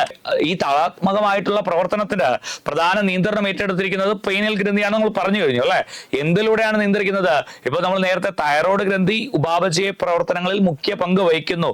എന്തിനെ ഉൽപ്പാദിപ്പിച്ചുകൊണ്ട്? തൈറോക്സിൻ ഉൽപ്പാദിപ്പിച്ചുകൊണ്ട് എന്ന് പറഞ്ഞതുപോലെ ഈ താളാത്മകമായിട്ടുള്ള പ്രവർത്തനങ്ങളെ നിയന്ത്രിക്കാൻ വേണ്ടി പീനിയൽ ഗ്രന്ഥി ഉൽപ്പാദിപ്പിക്കുന്ന ഹോർമോണിന്റെ പേരാണ് മെലാട്ടോണിൻ. രാത്രി സമയത്ത് ഇതിന്റെ ഉൽപ്പാദനം കൂടുതലും, പകൽ സമയത്ത് ഇതിന്റെ ഉൽപ്പാദനം വളരെ കുറവുമാണ്. ഒരു പോയിന്റ് കൂടെ ഇവിടെ നോക്കാറുണ്ട്. അതായത് സീസണൽ റീപ്രൊഡക്റ്റീവ് അനിമൽസ് എന്ന് നമ്മൾ പറയും. അതായത് കൃത്യമായ പ്രജനന കാലഘട്ടമുള്ള ജീവികൾ. അതായത് ഇവരൊരു നിശ്ചിത സമയത്താണ് അല്ലെങ്കിൽ ഒരു പ്രത്യേക സമയത്താണ് ഇവർ എന്ത് ചെയ്യുന്നത്, ലൈംഗിക പ്രവർത്തനങ്ങളിൽ ഏർപ്പെടുന്നത്. ആ ഒരു കൃത്യതയെ നിയന്ത്രിക്കുവാൻ സഹായിക്കുന്ന ഒരു ഹോർമോണും കൂടെയാണ് എന്ന് പറയുന്നത് മെലാട്ടോണിൻ. കണ്ടല്ലോ, കഴിഞ്ഞുപോയ LD പരീക്ഷകൾക്ക് വന്നൊരു ചോദ്യമാണ്, കൃത്യമായ പ്രജനന കാലഘട്ടമുള്ള ജീവികളിൽ ലൈംഗിക പ്രവർത്തനങ്ങൾ നിയന്ത്രിക്കുന്നതും ഈ ഹോർമോൺ തന്നെയാണ്. താളാത്മകമായ ഉറക്കം, ഉണരൽ എന്നീ പ്രവർത്തനങ്ങളെ നിയന്ത്രിക്കുന്നത് പീനിയൽ ഗ്രന്ഥിയാണ് മെലാട്ടോണിൻ വഴി. അതുപോലെ തന്നെയാണ് ഇവിടെയും പറയുന്നത്, ലൈംഗിക പ്രവർത്തനങ്ങളെ നിയന്ത്രിക്കുന്ന ഹോർമോണും കൂടിയാണ് ഏതെന്ന് പറയുന്നത് മെലാട്ടോണിൻ എന്ന് പറയുന്നത്. അപ്പൊ ഇതുകൂടെ ആഡ് ഓൺ ചെയ്യുക. ആഗ്നേയഗ്രന്ഥി, തൈറോയ്ഡ്, തൈമസ് ഗ്രന്ഥി, അതുപോലെ തന്നെ ഏതാണ് ഈ പറയുന്ന പീനിയൽ ഗ്രന്ഥി സ്ഥിതി ചെയ്യുന്നത് മസ്തിഷ്കത്തിന്റെ മധ്യഭാഗത്ത്. ക്ലിയർ ആയിട്ട് പഠിച്ചിരിക്കുക. ഓക്കെ, അടുത്തൊരു ഇമ്പോർട്ടന്റ് ഹെഡിങ് ആണ് വളർച്ചയ്ക്ക് പിന്നിൽ. വളർച്ചയ്ക്ക് പിന്നിൽ ഏത് ഗ്രന്ഥിയാണ്? നിങ്ങൾ മനസ്സിലാക്കി മസ്തിഷ്കത്തിന്റെ മധ്യഭാഗത്ത് സ്ഥിതി ചെയ്യുന്ന ഒരു ഗ്രന്ഥിയാണ് പീനിയൽ ഗ്രന്ഥി എന്ന് മനസ്സിലാക്കി അല്ലെ. മസ്തിഷ്കത്തിന്റെ ഒരു ബേസ് റീജിയണിൽ അല്ലെങ്കിൽ ആ ഒരു അടിയിലായിട്ട് വരുന്ന ഒരു ഭാഗമാണ് ഒരു ഹൈപ്പോ തലാമസ് ഒക്കെ ഇരിക്കുന്ന ഭാഗം. ഏറ്റവും മുകളിലായി സെറിബ്രം, അത് കഴിഞ്ഞാൽ തലാമസ് കഴിഞ്ഞ് കഴിഞ്ഞാൽ ഹൈപ്പോ തലാമസ്. ആ ഹൈപ്പോ തലാമസിനോട് ചേർന്ന് അല്ലെങ്കിൽ മസ്തിഷ്കത്തിന്റെ ഒരു ബേസിലായിട്ട് കാണപ്പെടുന്ന ഒരു ഗ്രന്ഥിയാണ് പിറ്റ്യൂട്ടറി എന്ന് പറയുന്നത് അല്ലെ. ഹൈപ്പോ തലാമസിന് അടുത്തായി സ്ഥിതി ചെയ്യുന്നു, ഒന്ന് പഠിച്ചിരുന്നാലും മതി. ക്ലിയർ ആയല്ലോ. അപ്പോ ഈ പിറ്റ്യൂട്ടറി ഗ്രന്ഥി വളർച്ചയ്ക്ക് പിന്നിൽ അല്ലെങ്കിൽ വളർച്ചയ്ക്ക് ആവശ്യമായിട്ടുള്ള ഒരുപാട് കാര്യങ്ങൾ ചെയ്യുകയാണ്. ഹോർമോൺ നിയന്ത്രണത്തിൽ നടക്കുന്ന പ്രവർത്തനമാണ് ശരീര വളർച്ച അല്ലെ. വളർച്ചയ്ക്ക് പിന്നിലെ ഹോർമോൺ ഉൽപ്പാദിപ്പിക്കുന്ന ഗ്രന്ഥിയാണ് പിറ്റ്യൂട്ടറി ഗ്രന്ഥി. ആ ഹോർമോണിന്റെ പേരാണ് ഇവിടെ കൊടുത്തിട്ടുണ്ട്, സൊമാറ്റോട്രോപ്പിൻ. അപ്പോൾ വളർച്ചാ ഘട്ടത്തിൽ വളർച്ചയെ ത്വരിതപ്പെടുത്തുന്ന ഹോർമോണാണ് എന്ന് പറയുന്നത് സൊമാറ്റോട്രോപ്പിൻ. മാത്രമല്ല മറ്റൊരുപാട് ജോലികൾ ഈ പറയുന്ന പിറ്റ്യൂട്ടറി ഗ്രന്ഥി ചെയ്യും. ഇപ്പൊ തൈറോയ്ഡ് ഗ്രന്ഥിയുടെ പ്രവർത്തനം കുറയുകയാണെങ്കിൽ തൈറോയ്ഡ് സ്റ്റിമുലേറ്റിംഗ് ഹോർമോൺ എന്ന ഹോർമോൺ എന്ത് ചെയ്യും, ഉൽപ്പാദിപ്പിക്കും. കാരണം തൈറോയ്ഡ് ഗ്രന്ഥിയുടെ പ്രവർത്തനം കൃത്യതയോടുകൂടി നടക്കാൻ വേണ്ടിയിട്ട്. അഡ്രിനൽ ഗ്രന്ഥിയുടെ കോർട്ടെക്സിന്റെ പ്രവർത്തനം ഈ പറയുന്ന വേഗത്തിലല്ല എങ്കിൽ അതിനെ വേഗത്തിലാക്കാൻ വേണ്ടി അഡ്രീനോ കോർട്ടിക്കോട്രോപ്പിക് ഹോർമോണിനെ എന്ത് ചെയ്യാറുണ്ട്, പ്രൊഡ്യൂസ് ചെയ്യാറുണ്ട്. അതുപോലെ തന്നെയാണ് ഈ പറയുന്ന പുരുഷനിലെ പുംബീജം, സ്ത്രീയുടെ അണ്ഡം എന്നിവയുടെ ഉൽപ്പാദനം കുറയാണെങ്കിൽ ഗൊണാഡോട്രോപ്പിക് ഹോർമോണിനെ എന്ത് ചെയ്യാറുണ്ട്, റിലീസ് ചെയ്യാറുണ്ട്. അതുപോലെ മുലപ്പാൽ ചുരത്താൻ സഹായിക്കുന്നത് ഓക്സിടോക്സിനും, മുലപ്പാലിന്റെ ഉൽപ്പാദനം കുറഞ്ഞാൽ അതിനെ കൂട്ടാൻ സഹായിക്കുന്നത് പ്രൊലാക്റ്റിനുമാണ്. അപ്പോ ഈ പറയുന്ന കാര്യങ്ങളൊക്കെ തന്നെ നിങ്ങളൊന്ന് മനസ്സിലാക്കിയിരുന്നാൽ മതി. ചോദ്യങ്ങൾ വളരെ കുറവാണ് അതിൽ നിന്ന് വന്നാൽ. നമ്മളിവിടെ പവർ റിവിഷൻ ആണ് ഉദ്ദേശിക്കുന്നത്, ചാപ്റ്റർ കംപ്ലീഷൻ അല്ല. പവർ റിവിഷന്റെ അർത്ഥം എന്താണ്, നമുക്ക് പരീക്ഷയ്ക്ക് വരാൻ സാധ്യതയുള്ള ടോപ്പിക്കുകളെ കോൺസെൻട്രേറ്റ് ചെയ്യാം. അപ്പോ സൊമാറ്റോട്രോപ്പിനെ കുറിച്ച് ചോദിച്ചിട്ടുണ്ട്. ശരീര വളർച്ചയ്ക്ക് ആവശ്യമായിട്ടുള്ള ഹോർമോണാണ് സൊമാറ്റോട്രോപ്പിൻ എന്ന് പറയുന്നത്. വളർച്ചാ ഘട്ടത്തിൽ ഈ പറയുന്ന സൊമാറ്റോട്രോപ്പിന്റെ അളവ് കൂടിക്കഴിഞ്ഞു കഴിഞ്ഞാൽ, ശരീര വളർച്ചയെ നിയന്ത്രിക്കുന്ന ഹോർമോണാണ് സൊമാറ്റോട്രോപ്പിൻ, എന്നാൽ ഇത് കൂടിക്കഴിഞ്ഞാൽ നല്ല രീതിയിൽ കൂടുകയാണെങ്കിൽ നമ്മുടെ ശരീരം എന്ത് ചെയ്യും, അമിതമായി വളരും അല്ലെ. ഒരു ഫീമാഗാരത്വം, ശരീരത്തില് ആ ഒരു കണ്ടീഷൻ നമ്മൾ വിളിക്കുന്ന പേരാണ് ഫീമാഗാരത്വം എന്ന് പറയുന്നത് അല്ലെ. അപ്പോൾ സൊമാറ്റോട്രോപ്പിന്റെ അമിത ഉൽപാദനം മൂലം ഉണ്ടാകുന്ന അവസ്ഥയുടെ പേരാണ് ഭീമാഗാരത്വം. എന്നാൽ സൊമാറ്റോട്രോപ്പിന്റെ അളവ് കുറഞ്ഞു കഴിഞ്ഞാലോ വളർച്ചയുടെ ആ ഒരു ശരീര വളർച്ച എന്ത് ചെയ്യുന്നു, ത്വരിതപ്പെടുത്താൻ സഹായിക്കുന്നതാണ് ആര്, സൊമാറ്റോട്രോപ്പിൻ. അപ്പൊ വളർച്ച എന്ത് ചെയ്യും, കുറയും അല്ലെ. സൊമാറ്റോട്രോപ്പിൻ അളവ് കുറയുമ്പോൾ അങ്ങനെ വളർച്ച മുരടിച്ചു പോകും. ആ അവസ്ഥയെ വിളിക്കുന്ന പേരാണ് ഇതാ കണ്ടോ, വാമനത്വം. ഏതാണ്, വാമനത്വം. വളർച്ചയുടെ ഘട്ടത്തിൽ സൊമാറ്റോട്രോപ്പിന്റെ ഉൽപാദനം കൂടിയാൽ അമിതമായി വളർച്ചയുണ്ടാകുന്നു. ഈ അവസ്ഥയാണ് ഭീമാഗാരത്വം. ഇംഗ്ലീഷിൽ ഇതിനെ ജൈജാൻറ്റിസം എന്ന് പറയും. എന്നാൽ വളർച്ചാ ഘട്ടത്തിൽ ഇതിന്റെ ഉൽപാദനം കുറഞ്ഞാൽ വളർച്ച മുരടിച്ച് വാമനത്വത്തിന് കാരണമാകുന്നു. വാമനത്തിന്റെ ഇംഗ്ലീഷാണ് ഡോഫിസം എന്ന് പറയുന്നത്. തിരുവനന്തപുരം LDCയുടെ ചോദ്യമാണ് അക്രോമെഗാലി എന്ന് പറയുന്നത്. എന്താണെന്ന് ചോദിച്ചു കഴിഞ്ഞാൽ അക്രോമെഗാലി വളർച്ചാ ഘട്ടത്തിന് ശേഷം അതെന്താണ്, നമ്മൾ മുതിർന്നവരാകുമ്പോൾ അല്ലെ, എല്ലാവരും മുതിർന്നവരാണ്. അപ്പോ ഈ പറയുന്ന ഇനി നിങ്ങൾക്കൊരു വളർച്ച ഉണ്ടാവുമോ, ഇല്ല, ഈ ഒരു ലെവലിൽ തന്നെ നമ്മളിങ്ങനെ പൊയ്ക്കൊണ്ടിരിക്കും അല്ലെ. അപ്പോൾ ഈ സമയത്ത് സൊമാറ്റോട്രോപ്പിന്റെ അളവ് കൂടി കഴിഞ്ഞാൽ എന്ത് സംഭവിക്കും, നീളാൻ എക്സ്റ്റെൻഡ് ചെയ്യുന്ന ഭാഗങ്ങളെല്ലാം അങ്ങോട്ട് കൂടുതലായി എക്സ്റ്റെൻഡ് ചെയ്യും. ഫോർ എക്സാമ്പിൾ താടിയെല്ല്, അതുപോലെ കൈവിരലുകൾ, ഈ പറയുന്നതെല്ലാം ഇങ്ങനെ നീളത്തിൽ വളരാൻ തുടങ്ങും അല്ലെ. അപ്പോ ഈ ഒരു അവസ്ഥയെ വിളിക്കുന്ന പേരാണ് അക്രോമെഗാലി. നോക്കിക്കൊള്ളേ മക്കളെ, വളർച്ചാ ഘട്ടത്തിന് ശേഷം സൊമാറ്റോട്രോപ്പിന്റെ അമിതമായ ഉൽപാദനം മൂലം മുഖം, താടിയെല്ല്, വിരലുകൾ എന്നിവിടങ്ങളിലെ അസ്ഥികൾ വളരുന്ന സാഹചര്യം ഉണ്ടാകും. ഇതാണ് അക്രോമെഗാലി എന്ന് പറയുന്നത്. വളരെ ക്ലിയർ ആയിട്ട് പഠിച്ചിരിക്കാം. ഭീമാഗാരത്വം, വാമനത്വം, അക്രോമെഗാലി. ഓക്കെ, അപ്പോ ഈ പറയുന്ന പിറ്റ്യൂട്ടറി ഗ്രന്ഥിയുടെ മുൻതളം എല്ലാവരും നോക്കി വരുന്നോളെ. മുൻതളം അന്തസ്രാവി ഗ്രന്ഥികളുടെ പ്രവർത്തനത്തെ ഉത്തേജിപ്പിക്കുന്ന ഹോർമോണുകളെയും ഉൽപ്പാദിപ്പിക്കുന്നു. ഇവയാണ് ട്രോപ്പിക് ഹോർമോണുകൾ. അപ്പൊ എന്താണ് ട്രോപ്പിക് ഹോർമോണുകൾ എന്ന് ചോദിച്ചു കഴിഞ്ഞാൽ മറ്റ് ഗ്രന്ഥികളുടെയോ മറ്റ് ഹോർമോണുകളുടെയോ പ്രവർത്തനത്തെ ഉത്തേജിപ്പിക്കുവാൻ സഹായിക്കുന്ന ഒരു ഗ്രന്ഥിയാണ് പിറ്റ്യൂട്ടറി ഗ്രന്ഥി. അതുകൊണ്ടാണ് പിറ്റ്യൂട്ടറി ഗ്രന്ഥിയെ ഇങ്ങനെ ഒരു പേര് വിളിക്കും. എന്താണ്? നായക ഗ്രന്ഥി എന്നറിയപ്പെടുന്ന ഗ്രന്ഥിയാണ് ഏത്? പിറ്റ്യൂട്ടറി ഗ്രന്ഥി എന്ന് പറയുന്നത്. കാരണം മറ്റുള്ള ഏതെങ്കിലും ഗ്രന്ഥികളുടെയോ ഹോർമോണിന്റെയോ പ്രവർത്തനം കുറഞ്ഞു കഴിഞ്ഞാൽ അതിനെ കൂട്ടാൻ സഹായിക്കുന്നത് കൊണ്ടാണ്. ക്ലിയർ ആയല്ലോ? ഞാൻ നേരത്തെ പറഞ്ഞു TSH, ACH, അതുപോലെ ഗൊണാഡോട്രോപിക് ഹോർമോൺ, അതുപോലെ പ്രൊലാക്റ്റിൻ, സൊമാറ്റോട്രോപിൻ, ഇതെല്ലാം എന്താണ്? ആ പറയുന്ന പ്രവർത്തനത്തെ ഉത്തേജിപ്പിക്കുന്നു എന്നുള്ള അർത്ഥത്തിലാണ്. അങ്ങനെ ഉത്തേജിപ്പിക്കുന്ന ആ ഹോർമോണുകളെ വിളിക്കുന്ന പേരാണ് ട്രോപ്പിക് ഹോർമോണുകൾ എന്ന് പറയുന്നത്. എക്സാമ്പിൾ ദാ കൊടുത്തിട്ടുണ്ട്. TSH, ഇത്രയും ഡീറ്റെയിലിംഗ് ഒന്നും വേണ്ട, ഒന്ന് ഓർത്തിരുന്നാൽ മതി. ACTH, അതുപോലെ GTH gonadotropin, thyroid stimulating hormone, adrenocorticotropic hormone, gonadotropic hormone, നമ്മളിപ്പോൾ പഠിച്ച സൊമാറ്റോട്രോപിൻ, അതുപോലെ ഏതാണ്? പ്രൊലാക്റ്റിൻ എന്ന് പറയുന്ന ഹോർമോൺ. പ്രൊലാക്റ്റിൻ എന്ന് പറയുന്ന ഹോർമോൺ മുലപ്പാൽ ഉൽപാദനത്തെ ത്വരിതപ്പെടുത്തുന്നു. അതും ഒരു ട്രോപ്പിക് ഹോർമോൺ ആണ്. അതിനാൽ പിറ്റ്യൂട്ടറി ഗ്രന്ഥിക്ക് അന്തസ്രാവി വ്യവസ്ഥയിൽ വളരെയധികം പ്രാധാന്യമുണ്ട്. അതുകൊണ്ടാണ് ഞാൻ പറഞ്ഞത് നായക ഗ്രന്ഥി എന്ന് പറഞ്ഞത്. ക്ലിയർ ആയല്ലോ? അപ്പോ പിറ്റ്യൂട്ടറി ഗ്രന്ഥിയെ കുറിച്ചുള്ള വിവരങ്ങൾ കൃത്യമായി പഠിച്ചിരിക്കുക. ഇതൊരു നായക ഗ്രന്ഥിയാണ്. മറ്റ് ഗ്രന്ഥികളുടെയും പ്രവർത്തനത്തെയും ഇതെന്ത് ചെയ്യുന്നു? ഉത്തേജിപ്പിക്കുന്നു, അതുപോലെ നിയന്ത്രിക്കുന്നു എന്നുള്ളതാണ്. ക്ലിയർ ആയല്ലോ? അപ്പോൾ ഇത്രയും കാര്യങ്ങൾ പഠിച്ചോളേ. നമ്മളൊരു LGS PQ പർവ്വത്തില് പ്രമേഹത്തെ കുറിച്ച് പഠിച്ചു അല്ലെ? എന്നാൽ പ്രമേഹത്തെ വിളിക്കുന്നത് ഡയബറ്റീസ് മെലിറ്റസ് എന്നാണ്. എന്താണ് ഡയബറ്റീസ് ഇൻസിപ്പിഡസ്? നോക്കാം നമുക്ക്. ഇവിടെ കൊടുത്തിരിക്കുന്ന ഹെഡിങ് ആണ് പ്രസവം, ജലസന്തുലനം, മുലയൂട്ടൽ. ഇതാണ് കൊടുത്തിരിക്കുന്ന ഹെഡിങ് എന്ന് പറയുന്നത് അല്ലെ? പിറ്റ്യൂട്ടറി ഗ്രന്ഥിയുടെ മുൻതളത്തിൽ നിങ്ങൾക്കറിയാം, ഞാൻ പഠിപ്പിച്ചു, മറ്റ് ഗ്രന്ഥികളുടെയും ഹോർമോണുകളുടെയും പ്രവർത്തനത്തെ നിയന്ത്രിക്കുകയും ഉത്തേജിപ്പിക്കുകയും ചെയ്യുന്ന ട്രോപ്പിക് ഹോർമോണുകളാണുള്ളത്. For example thyroid stimulating hormone, adrenal ഗ്രന്ഥിയുടെ പ്രവർത്തനത്തെ നിയന്ത്രിക്കാൻ അഡ്രീനോ കോർട്ടിക്കോട്രോപിക് ഹോർമോൺ, പുരുഷനിലെയും സ്ത്രീകളുടെയും പ്രത്യുൽപാദന കോശങ്ങളുടെ പ്രവർത്തനത്തെ ത്വരിതപ്പെടുത്താൻ വേണ്ടിയുള്ള ഗൊണാഡോട്രോപിക് ഹോർമോൺ, വളർച്ചയെ ത്വരിതപ്പെടുത്താൻ വേണ്ടിയിട്ടുള്ള സൊമാറ്റോട്രോപിൻ, അതുപോലെ തന്നെയാണ് മുലപ്പാൽ ചുരത്താൻ സഹായിക്കുന്ന ഓക്സിടോക്സിനും ഉൽപാദനം കുറഞ്ഞാൽ അതിനെ കൂട്ടാൻ സഹായിക്കുന്നത് പ്രൊലാക്റ്റിനും. ഇവയാണ് പിറ്റ്യൂട്ടറി ഗ്രന്ഥിയുടെ മുൻതളത്തിലുള്ളത്. എന്നാൽ പിറ്റ്യൂട്ടറി ഗ്രന്ഥിയുടെ പിൻതളത്തിൽ നിന്നും സ്രവിക്കുന്ന ഓക്സിടോക്സിൻ, വാസോപ്രസിൻ എന്നീ ഹോർമോണുകൾ ഹൈപ്പോതലാമസിലെ പ്രത്യേക നാഡീകോശങ്ങളാണ് ഉൽപ്പാദിപ്പിക്കുന്നത്. കാരണം ഗ്രന്ഥികളാണ് ഹോർമോണുകൾ ഉൽപ്പാദിപ്പിക്കുന്നത് അല്ലെ? ഹൈപ്പോതലാമസ് ഈ പറയുന്ന അന്തസ്രാവിക സ്വഭാവം പ്രകടിപ്പിക്കുന്ന ഒരു മസ്തിഷ്ക ഭാഗമാണ്. അപ്പോ ഗ്രന്ഥി മാത്രമൊന്നും നമുക്ക് പറയാൻ പറ്റില്ല, ഒരു മസ്തിഷ്ക ഭാഗമാണ്. അതുകൊണ്ട് ഇതിലെ ഹോർമോണുകൾ എന്ത് ചെയ്യുന്നു? പിറ്റ്യൂട്ടറി ഗ്രന്ഥിയിലേക്ക് വരുന്നു. അപ്പൊ പിറ്റ്യൂട്ടറി ഗ്രന്ഥിയാണ് ഇതിനെ എന്ത് ചെയ്യുന്നത്? ഉപയോഗപ്രദമാക്കുന്നത് അല്ലെ? അപ്പൊ പിന്തളത്തില് ഹൈപ്പോതലാമസ് ഉൽപ്പാദിപ്പിക്കുന്ന വാസോപ്രസിനും ഓക്സിടോക്സിനും ഉണ്ട്. പിറ്റ്യൂട്ടറി ഗ്രന്ഥിയുടെ മുൻതളത്തിൽ ആരുണ്ട്? ട്രോപ്പിക് ഹോർമോണുകളുണ്ട്. പോയിന്റ് മറന്നു പോരുത്. ഈ ഹോർമോണുകളെ പിറ്റ്യൂട്ടറി ഗ്രന്ഥി പിന്തളത്തിൽ സംഭരിച്ചു വെക്കുകയും ആവശ്യാനുസരണം രക്തത്തിൽ കലർത്തുകയും ചെയ്യുന്നു. അപ്പോൾ ഉൽപ്പാദിപ്പിക്കുന്നത് വാസോപ്രസിനെയും ഓക്സിടോക്സിനെയും ഹൈപ്പോതലാമസ്, അതിനെ ഉപയോഗപ്പെടുത്താൻ സഹായിക്കുന്നത് പിറ്റ്യൂട്ടറി ഗ്രന്ഥിയാണ്. ക്ലിയർ ആയല്ലോ? എവിടെയാണ് സംഭരിക്കുന്നത്? പിന്തളത്തിലാണ് സംഭരിക്കുന്നത്. നോക്കാം എന്താണ് ഓക്സിടോക്സിന്റെയും അതുപോലെ വാസോപ്രസിന്റെയും ജോലി എന്നുള്ളത്.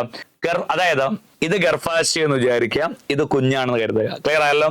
അതായത് പ്രസവ സമയത്ത് ഗർഭാശയ ഭിത്തിയിലെ മിനുസപേശികളെ സങ്കോചിപ്പിച്ച് ഇതിപ്പോ കണ്ടോ കുഞ്ഞു പൊളിയുന്നു അല്ലെ? അപ്പോ ഈ പറയുന്ന പ്രസവ സമയത്ത് ഗർഭാശയ ഭിത്തിയിലെ മിനുസപേശികളെ സങ്കോചിപ്പിച്ച പ്രസവം സുഗമമാക്കാൻ സഹായിക്കുന്ന ഹോർമോണാണ് ഓക്സിടോക്സിൻ. അതുകൊണ്ട് ഈ ഹോർമോണിനെ ദാ ഇങ്ങനെ വിളിക്കുന്നു. എന്താണ് വിളിക്കുന്നത്? ബർത്ത് ഹോർമോൺ എന്നറിയപ്പെടുന്ന ഹോർമോണാണ് ഏതെന്ന് പറയുന്നത്? ഓക്സിടോക്സിൻ എന്ന് പറയുന്നത്. എല്ലാവരും നോക്കിയിരുന്നോളെ.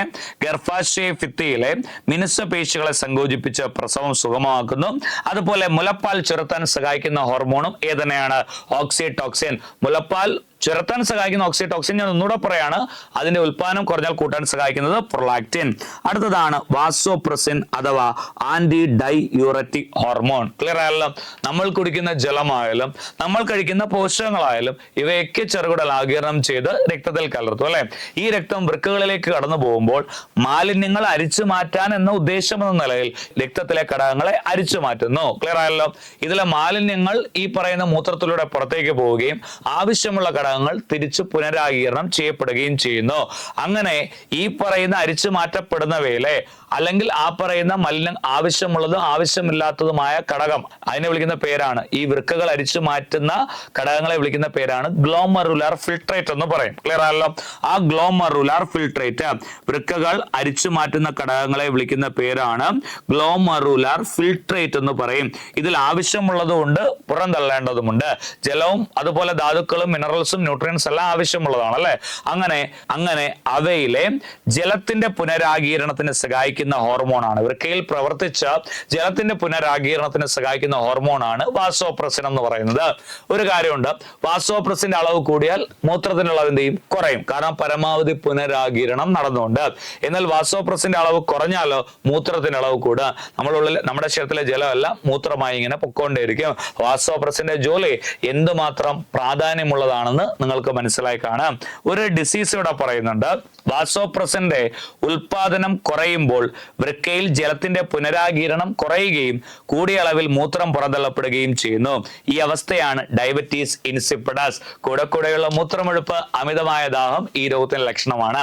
പ്രായമായവർക്ക് ഹോർമോണൽ ഇംബാലൻസ് ഉണ്ടാകും. അങ്ങനെ വാസോപ്രസിൻ അളവ് കുറഞ്ഞു കഴിഞ്ഞാൽ ഈ ജലം ഇങ്ങനെ മൂത്രത്തിലൂടെ പൊക്കോണ്ടേയിരിക്കും. ഓക്കെ, ഈ അവസ്ഥയുടെ പേരാണ് ഡയബറ്റീസ് ഇൻസിപ്പിഡസ് എന്ന് പറയുന്നത്. ക്ലിയർ ആയല്ലോ? അപ്പോ അന്തസ്രാവ വ്യവസ്ഥ അല്ലെങ്കിൽ 10ാം ക്ലാസ്സിലെ സമസ്തുതിക്കായുള്ള രാസസന്ദേശം എന്ന് പറയുന്ന ചാപ്റ്ററിൽ നിന്ന് ഒരു 22-24 വരെയുള്ള ഒരു പരീക്ഷകൾക്ക്, പ്രധാനപ്പെട്ട പരീക്ഷകൾക്ക് ചോദിച്ച ചോദ്യങ്ങളും അവയുടെ ഉറവിടവുമാണ് നിങ്ങളുടെ മുന്നിലേക്ക് ആദ്യമായി പരിചയപ്പെടുത്തിയത് ഈ ഒരു പവർ റേഷനിൽ. ആഗ്നേയഗ്രന്ഥി, തൈറോയ്ഡ് ഗ്രന്ഥി, തൈമസ് ഗ്രന്ഥി, അതുപോലെ പിറ്റ്യൂട്ടറി ഗ്രന്ഥി, അതുപോലെ വാസോപ്രസിൻ, ഓക്സിടോക്സിൻ, ജൈവ ഘടികാരം, അങ്ങനെയുള്ള പ്രധാന ഭാഗങ്ങളെല്ലാം ഡിസ്കസ് ചെയ്തിരിക്കുകയാണ്. ഇനി നമ്മൾ അടുത്ത് പോകുന്നത് ടെക്സ്റ്റ് ബുക്കിലെ മറ്റൊരു ഏടിലേക്കാണ്. ഇത്രയും കാര്യങ്ങൾ വളരെ കൃത്യമായിട്ട് പഠിച്ചിരിക്കുക. ഓക്കെ, എല്ലാ കാര്യങ്ങളും ടെക്സ്റ്റ് ബുക്കിനെ അടിസ്ഥാനപ്പെടുത്തി പഠിക്കണം എന്നാണ് നമ്മുടെ ലക്ഷ്യം അല്ലെ. ഇപ്പോൾ PSCയുടെ പാറ്റേണും അങ്ങനെ തന്നെയാണ്. ക്ലാസ് 5 ബേസിക് സയൻസ് അകറ്റി നിർത്താം രോഗങ്ങളെ. ക്ലിയർ ആയല്ലോ? ഈ ഒരു ചാപ്റ്റർ 5ാം ക്ലാസ്സിൽ ഞാനൊരു മാർഗനിർദ്ദേശം തരികയാണ്. 5ാം ക്ലാസ്സിലെയും 10ാം ക്ലാസ്സിലെയും അകറ്റി നിർത്താം രോഗങ്ങളെ എന്ന ചാപ്റ്റർ പഠിച്ചു കഴിഞ്ഞാൽ രോഗങ്ങളിൽ നിന്നുള്ള മാർക്ക് നഷ്ടപ്പെടുകയില്ല.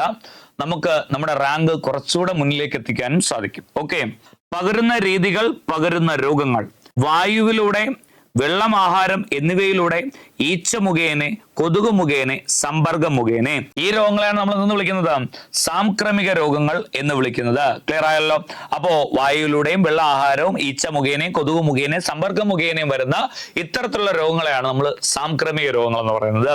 അനാരോഗ്യകരമായ ജീവിത രീതിയിലൂടെ ഉണ്ടാകുന്ന രോഗങ്ങളാണ് ജീവിതശൈലി രോഗങ്ങൾ. ജനിതകപരമായി ഉണ്ടാകുന്ന രോഗങ്ങളാണ് ജനിതക രോഗങ്ങൾ. അങ്ങനെ രോഗങ്ങൾ പലതരത്തിലാണ് അല്ലെ. അപ്പോ വായുവിലൂടെ പകരുന്ന രോഗങ്ങൾ എല്ലാവരും നോക്കിയിരുന്നോളേ. ജലദോഷം, ചിക്കൻ പോക്സ്, മീസിൽസ്, ക്ഷയം. ക്ലിയർ ആയല്ലോ? ഇതിൽ ജലദോഷം എന്ന് പറയുന്നത് ഒരു വൈറസ് രോഗമാണ്. ചിക്കൻ പോക്സ് എന്ന് പറയുന്നതും ഒരു വൈറസ് രോഗമാണ്. മീസിൽസും ഒരു വൈറസ് രോഗമാണ്. ക്ഷയം മാത്രമാണ് എന്തെന്ന് പറയുന്നത് ബാക്ടീരിയ രോഗം. ആ ഒരു അറിവൂടെ പഠിച്ചിരുന്നോളേ. ക്ലിയർ ആയല്ലോ? അടുത്ത വെള്ളം, ആഹാരം എന്നിവയിലൂടെ എലിപ്പനി ഒരു ബാക്ടീരിയ രോഗം, ടൈഫോയിഡ് ഒരു ബാക്ടീരിയ രോഗം. ടൈഫോയിഡിന് കാരണമാകുന്ന ബാക്ടീരിയയുടെ പേരാണ്, എല്ലാവരും നോക്കിയിരുന്നോളെ, ടൈഫോയിഡ് കാരണമാകുന്ന ബാക്ടീരിയയുടെ പേരാണ് സാൽമൊണല്ലെ ടൈഫി. മറന്നു പോകരുതേ, സാൽമൊണല്ലെ ടൈഫി. ക്ലിയർ ആയല്ലോ? അതുപോലെ എലിപ്പനി ലെപ്റ്റോസ്പൈറ അല്ലെ, ലെപ്റ്റോസ്പൈറ എന്ന ബാക്ടീരിയ മൂലമാണ് ഉണ്ടാകുന്നത്. മഞ്ഞപ്പിത്തം പഠിച്ചിരിക്കാം. അതുപോലെ കോളറ എന്ന് പറയുന്നത് എന്താണ്? ഒരു ബാക്ടീരിയ രോഗമാണ്. മഞ്ഞപ്പിത്തം അഥവാ ഹെപ്പറ്റൈറ്റിസിന്റെ ലക്ഷണം കൂടെയാണ് മഞ്ഞപ്പിത്തം. ഇതൊക്കെ വൈറസ് രോഗങ്ങളാണ്. ഓക്കെ, അപ്പോ എലിപ്പനി, ടൈഫോയിഡ്, കോളറ, മഞ്ഞപ്പിത്തം. ഈച്ച മുഖേന ഏതാണ്? കോളറ. അതുപോലെ വയറിളക്കം. ക്ലിയർ ആയല്ലോ? വയറിളക്കം പല രീതിയിലും പല രോഗങ്ങളുടെ ലക്ഷണമായിട്ടും വരാം. കൊതുക് മുഖേന മന്ത് ഒരു വിരരോഗമാണ്. മലമ്പനി ഒരു പ്രോട്ടോസോവ രോഗമാണ്. ഡെങ്കിപ്പനി ഒരു വൈറസ് രോഗമാണ്. ചിക്കുൻഗുനിയ ഒരു വൈറസ് രോഗമാണ്. സമ്പർക്കം, ചെങ്കണ്ണ് ഒരു വൈറസ് രോഗമാണ്. കുഷ്ഠം ഒരു ബാക്ടീരിയ രോഗമാണ്. അതായത് നമ്മൾ ഈ ഒരു ചാപ്റ്ററിലൂടെ നമ്മൾ ബാക്ടീരിയ, വൈറസ്, ഫംഗസ്, പ്രോട്ടോസോവ രോഗം കൂടെ ചർച്ച ചെയ്തിട്ടുണ്ട്. ഇവിടെ ജലദോഷം, ചിക്കൻ പോക്സ്, മീസിൽസ് എന്താണ്? വൈറസ് രോഗമാണ്. ക്ഷയം എന്താണ്? ഒരു ബാക്ടീരിയ രോഗമാണ്. ക്ഷയത്തിന് കാരണമാകുന്ന ബാക്ടീരിയയുടെ പേര് മൈക്കോബാക്ടീരിയം ട്യൂബർകുലോസിസ്. എന്താണ് ചില രോഗങ്ങളുടെ പേര് മാത്രം, ചില രോഗങ്ങളുടെ ബാക്ടീരിയ മാത്രം താങ്കൾ എടുത്തു പറയുന്നത്? അതൊക്കെ മുൻവർഷത്തിൽ കിടക്കുന്നതുകൊണ്ടാണ്. എല്ലാം പറഞ്ഞു കഴിഞ്ഞ് കഴിഞ്ഞാൽ നമ്മുടെ ആ പവർ റിവിഷന്റെ മറ്റു ടോപ്പിക്കുകൾ കംപ്ലീറ്റ് ആയില്ല. എലിപ്പനി ലെപ്റ്റോസ്പൈറ എന്ന ബാക്ടീരിയയാണ്. ടൈഫോയിഡ് സാൽമോണല്ല ടൈഫി എന്ന ബാക്ടീരിയയാണ്. മഞ്ഞപ്പിത്തോ ഹെപ്പറ്റൈറ്റിസ് ഒക്കെ വൈറസ് രോഗങ്ങളാണ്. ക്ലിയർ ആയല്ലോ? കോളറ എന്ന് പറയുന്നത് വിബ്രിയോ കോളറ മൂലമുണ്ടാകുന്ന ബാക്ടീരിയ രോഗമാണ്. ക്ലിയർ ആയല്ലോ? അതുപോലെ കോളറ അടുത്തു കൊടുത്തിട്ടുണ്ട്. ഈച്ച മുഖേന വരുന്നതിൽ വയറിളക്കം കൊടുത്തിട്ടുണ്ട്. വയറിളക്കം പല രോഗങ്ങളെ ലക്ഷണമായിട്ട് വരാം. വയറിളക്കം എന്ന് പറയുന്നത് കുടലിനെ ബാധിക്കുന്ന രോഗങ്ങളുടെ ലക്ഷണമായിട്ടൊക്കെ വരാം. ക്ലിയർ ആയല്ലോ? അപ്പോൾ കോളറ, വയറിളക്കം ഈച്ച മുഖേന വരുന്ന രോഗങ്ങളാണ്. കൊതുക് മുഖേന മന്ത് ഒരു വിരരോഗമാണെന്ന് നമുക്കറിയാം. മലമ്പനി ഒരു പ്രോട്ടോസോവ രോഗമാണെന്നറിയാം. ചിക്കൻ ഗുനിയും ഡെങ്കിപ്പനിയും വൈറസ് രോഗങ്ങളാണെന്ന് നമ്മൾ നേരത്തെ ഒരു PQ പർവ്വത്തിൽ പഠിച്ചിട്ടുണ്ട്. സമ്പർക്കം മുഖേന ചെങ്കണ്ണ് ഒരു വൈറസ് രോഗമാണ്. കുഷ്ഠ ഒരു ബാക്ടീരിയ രോഗമാണ്. അപ്പോൾ ഈ ഒരു ബോക്സ് കൂടെ വളരെ കൃത്യമായി പഠിച്ചിരിക്കുക. ഗ്യാരണ്ടിയാണ് 1 മാർക്ക്. ക്ലിയർ ആയല്ലോ? Match the following. അപ്പോ ഈ ഒരു മാച്ച് ദ ഫോളോയിങ് എന്നൊരു സ്ലൈഡാണ് ഇവിടെ കൊടുത്തിരിക്കുന്നത്. 1 മാർക്കാണ്, 1 മാർക്ക്. കാരണം നമ്മുടെ 10ാം ക്ലാസ് വരെയുള്ള ടെക്സ്റ്റ് ബുക്കിൽ ഏറ്റവും കൂടുതൽ ചോദിച്ചിട്ടുള്ള വ്യക്തികളും അവയുടെ കണ്ടുപിടുത്തങ്ങളുമാണ് ഈ ഒരു മാച്ച് ദ ഫോളോയിൽ കൊടുത്തിരിക്കുന്നത്. Rachel Carson, John Ray, Carl Linnaeus, Masanobu Fukuoka, Robert H Whittaker. Rachel കഴ്സനെ കുറിച്ച് പറയേണ്ട കാര്യമില്ലല്ലോ. DDTയുടെ ആഘാതത്തെ കുറിച്ച് പ്രതിപാദിക്കുന്ന നിശബ്ദ വസന്തം എന്ന പുസ്തകം എഴുതിയത് ആരാണ്? റേച്ചൽ കഴ്സൺ ആണ്. ഓക്കെ, അപ്പൊ നമുക്ക് മാർക്ക് ചെയ്യാം. ദാ കണ്ടോ, 1ന്റെ ഉത്തരം നിശബ്ദ വസന്തം. ജോൺ റേ കുറിച്ച് പറയുകയാണെങ്കിൽ ജീവി വർഗങ്ങൾ അല്ലെങ്കിൽ ജീവികളുടെ കൂട്ടം, അതിനെ വിളിക്കുന്ന പേരാണ് സ്പീഷ്യസ് എന്നല്ലേ. സ്പീഷ്യസ് എന്ന പദം ആദ്യമായി പറഞ്ഞത് ജോൺ റേ ആണ്. അതുപോലെ ഹിസ്റ്റോറിയ ജനറാലിസ് പ്ലാന്റേം എന്ന പുസ്തകം രചിച്ചതും ആരാണ്? ജോൺ റേ ആണ്. അപ്പോൾ 2ന്റെ ഉത്തരവും നമുക്ക് കിട്ടിക്കഴിഞ്ഞു. ക്ലിയർ ആയല്ലോ? കാൾ ലിനേഴ്സ്, ആധുനിക ഫാദർ ഓഫ് മോഡേൺ ടാക്സോണമി, ആധുനിക വർഗീകരണ ശാസ്ത്രത്തിന്റെ പിതാവാണ് കാൾ ലിനേഴ്സ്. അപ്പോൾ 3ാമത്തിന്റെ ഉത്തരവും കിട്ടിക്കഴിഞ്ഞു. 3ാമത്തതിന്റെ ഉത്തരവും കിട്ടിക്കഴിഞ്ഞു. മസനോവ ഫുക്കുവോക്ക, ദ ഗ്രേറ്റ് റെവല്യൂഷൻ, ഒറ്റ വൈക്കോൽ വിപ്ലവം ഓർ 1 സ്റ്റാർ റെവല്യൂഷൻ അല്ലെ. അപ്പോൾ ദാടപ്പുണ്ട് ഒറ്റ വൈക്കോൽ വിപ്ലവം 4ാമത്തേത്. 5 കിങ്ഡം ക്ലാസിഫിക്കേഷൻ, അനിമൽസിനെ, ജീവികളെ 5 കിങ്ഡം ആയിട്ട് വർഗീകരിച്ചു അല്ലെ. Monera, protista, ഫഞ്ച്, plant, Animalia. ഇതാണ് റോബർട്ട് എച്ച് വിറ്റേക്കറുടെ 5 കിങ്ഡം ക്ലാസിഫിക്കേഷൻ. 5ാമത്തിൽ തന്നെ വന്നിട്ടുണ്ട് അല്ലെ റോബർട്ട് എച്ച് വിറ്റേക്കർ. ഓക്കെ, അപ്പോൾ ഇതാണ് മാച്ച് ദ ഫോളോയിങ്. ഈ ഒരു സ്ലൈഡ് കൃത്യമായി പഠിക്കുക, 1 മാർക്ക് നേടുക. അപ്പോൾ ഗ്രന്ഥികളും അവയുടെ വിവരങ്ങളും ഹോർമോണുകളും അവയുടെ വിവരങ്ങളും പഠിച്ചു. അതുപോലെ തന്നെയാണ് ഈ പറയുന്ന 5ാം ക്ലാസ്സിലെ അകറ്റി നിർത്താം രോഗങ്ങളിൽ നിന്ന് ആ ഒരു ടേബിൾ പഠിച്ചു. അത് കൃത്യമായിട്ട് പഠിക്കാം. വ്യക്തികളും അവയുടെ കണ്ടുപിടുത്തങ്ങളും പഠിച്ചു അല്ലെ.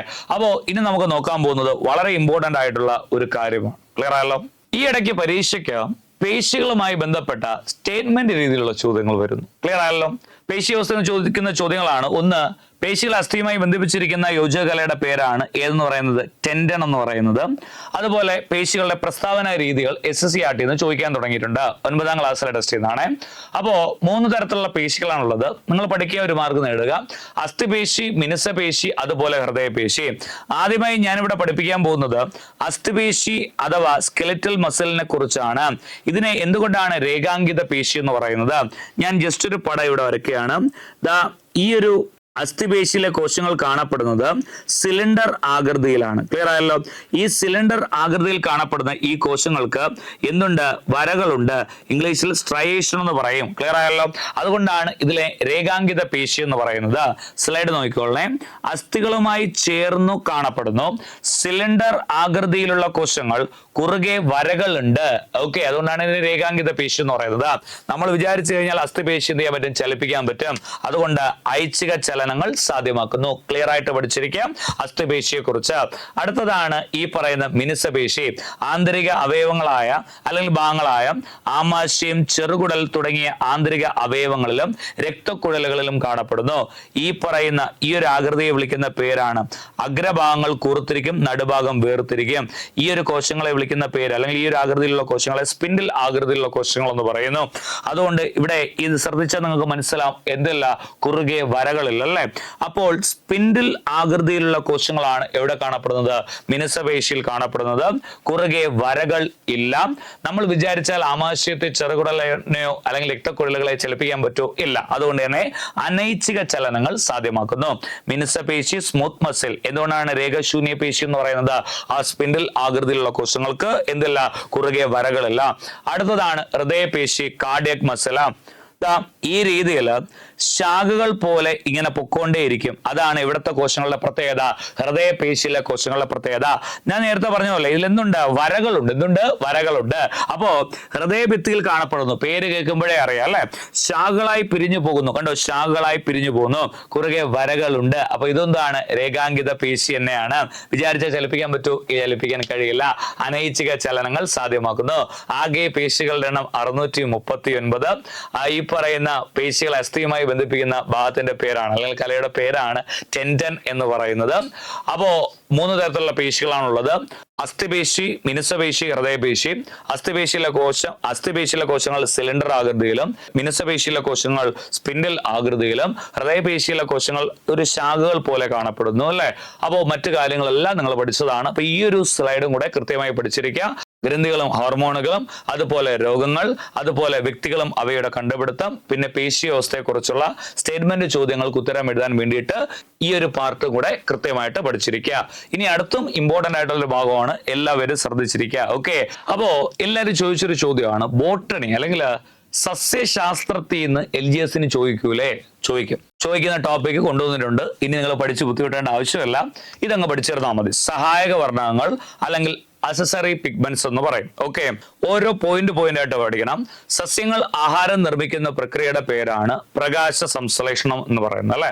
പ്രകാശ സംശ്ലേഷണത്തിന് സസ്യങ്ങൾ ഉപയോഗിക്കുന്ന വാതകമാണ് കാർബൺ ഡൈ ഓക്സൈഡ്. പുറന്തള്ളുന്നത് ഏതിനെയാണ്? ഈ പറയുന്ന ഓക്സിജനെയാണ്. ക്ലിയർ ആയല്ലോ. സസ്യങ്ങൾ പക്ഷെ ശ്വസിക്കാൻ ഉപയോഗിക്കുന്ന വാതകം ഏതാണ്? ഓക്സിജൻ ആണ്. ക്ലിയർ ആയല്ലോ. അപ്പോ ഈ ഒരു കാര്യം മാത്രം ഒന്ന് വേർതിരിച്ച് പഠിക്കാം. പ്രകാശ സംശ്ലേഷണത്തിന് ഉപയോഗിക്കുന്നത് കാർബൺ ഡൈ ഓക്സൈഡും ശ്വസനത്തിന് ഉപയോഗിക്കുന്നത് ഓക്സിജനുമാണ് സസ്യങ്ങൾ. ക്ലിയർ ആയല്ലോ. പ്രകാശ സംശ്ലേഷണം നടക്കുന്നത് ഹരിത കണങ്ങളിൽ വെച്ചാണ്. ഈ ഹരിത കണങ്ങൾക്ക് 2 സ്റ്റേജുകളുണ്ട്, ഗ്രാനുകളും ഉണ്ട്, സ്ട്രോമകളും ഉണ്ട്, 2 ഘടകങ്ങളുണ്ട്. ക്ലിയർ ആയല്ലോ. അപ്പോ ഹരിത കണങ്ങളിലെ ഗ്രാനുകളിലാണ് പ്രകാശത്തെ ആഗിരണം ചെയ്യാൻ കഴിവുള്ള വർണ്ണകങ്ങൾ കാണപ്പെടുന്നത്. ഈ വർണ്ണകങ്ങളാണ് എല്ലാവരും നോക്കിയിരുന്നോളെ. ഹരിതകം A, ഹരിതകം B, carotene, xanthophyll, anthocyanin. ഇതിൽ പ്രകാശ സംശ്ലേഷണത്തിൽ നേരിട്ട് പങ്കെടുക്കുന്നത് ആരാണ്? ഹരിതകം A ആണ്. മറ്റെല്ലാ വർണ്ണകങ്ങളും പ്രകാശത്തെ ഹരിതകം എയിലേക്ക് കൈമാറുന്നു. ക്ലിയർ ആയല്ലോ. അപ്പോൾ പ്രകാശ സംശ്ലേഷണം നടക്കുന്നത് ഹരിത കണങ്ങളിലാണ്. പറഞ്ഞ കാര്യമാണ്, അത് അങ്ങനെ തന്നെ പഠിച്ചിരിക്കാം. പ്രകാശ സംശ്ലേഷണം നടക്കുന്നത് ഡാഷ് എന്ന് പറഞ്ഞിട്ട് ചോദിക്കും. ക്ലിയർ ആയല്ലോ. ഹരിത കണത്തിലെ ഗ്രാനുകളിലാണ് സൂര്യപ്രകാശത്തെ ആഗിരണം ചെയ്യാൻ കഴിവുള്ള വർണ്ണകങ്ങൾ കാണപ്പെടുന്നത്. വർണ്ണങ്ങൾ പഠിച്ചിരിക്കുകയാണ്. ഹരിതകം എക്ക് മാത്രമേ പ്രകാശ സംശ്ലേഷണത്തിൽ നേരിട്ട് പങ്കെടുക്കാൻ കഴിയുള്ളൂ. മറ്റ് വർണ്ണകങ്ങൾ പ്രകാശത്തെ ആഗിരണം ചെയ്ത് ഹരിതകം എയിലേക്ക് കൈമാറുന്നു. അപ്പോ നേരിട്ട് പങ്കെടുക്കുന്നത് ഹരിതകം എ ആണ്. മറ്റ് വർണ്ണകങ്ങൾ പ്രകാശത്തെ കൈമാറുന്നു അല്ലെ. കൈമാറുന്നത് കൊണ്ടാണ് അതിനെന്ന് വിളിക്കുന്നത് സഹായക വർണ്ണകങ്ങൾ, ഇല്ലെങ്കിൽ അസസറി പിഗ്മെന്റ്സ് എന്ന് പറയുന്നത്. അതാണ് ഇവയെ സഹായ വർണ്ണങ്ങൾ എന്ന് വിളിക്കുന്നത്. ഇവിടെ ഒരു ചേരുംപടി ചേർക്കുകയുണ്ട്. അപ്പൊ കാര്യങ്ങൾ മനസ്സിലായല്ലോ. എവിടെയാണ് വർണ്ണങ്ങൾ കാണപ്പെടുന്നത്? ഹരിത കണത്തിലെ ഗ്രാനുകളിലാണ് വർണ്ണങ്ങൾ കാണപ്പെടുന്നത്. ഇവയാണ് സൂര്യപ്രകാശത്തെ ആഗിരണം ചെയ്യാൻ സഹായിക്കുന്നത്. അപ്പോ ആ സഹായക വർണ്ണകങ്ങളുടെ ആ പറയുന്ന വർണ്ണകങ്ങളും അവർ ഇലയ്ക്ക് നൽകുന്ന നിറങ്ങളെ കുറിച്ച് ഒരു ചേരുംപടി ചേർക്കോടെ തന്നിട്ടുണ്ട്. ഇത് ചെറുതായി കാണരുത്, പരീക്ഷയ്ക്ക് വരുന്നതാണ്. ഫോർ എക്സാമ്പിൾ, സാന്തോഫിൽ എന്ന് പറയുന്ന സഹായക വർണ്ണകം ഇലയ്ക്ക് നൽകുന്ന നിറമാണ് മഞ്ഞ നിറം. ഓക്കെ. ഇതൊന്ന്.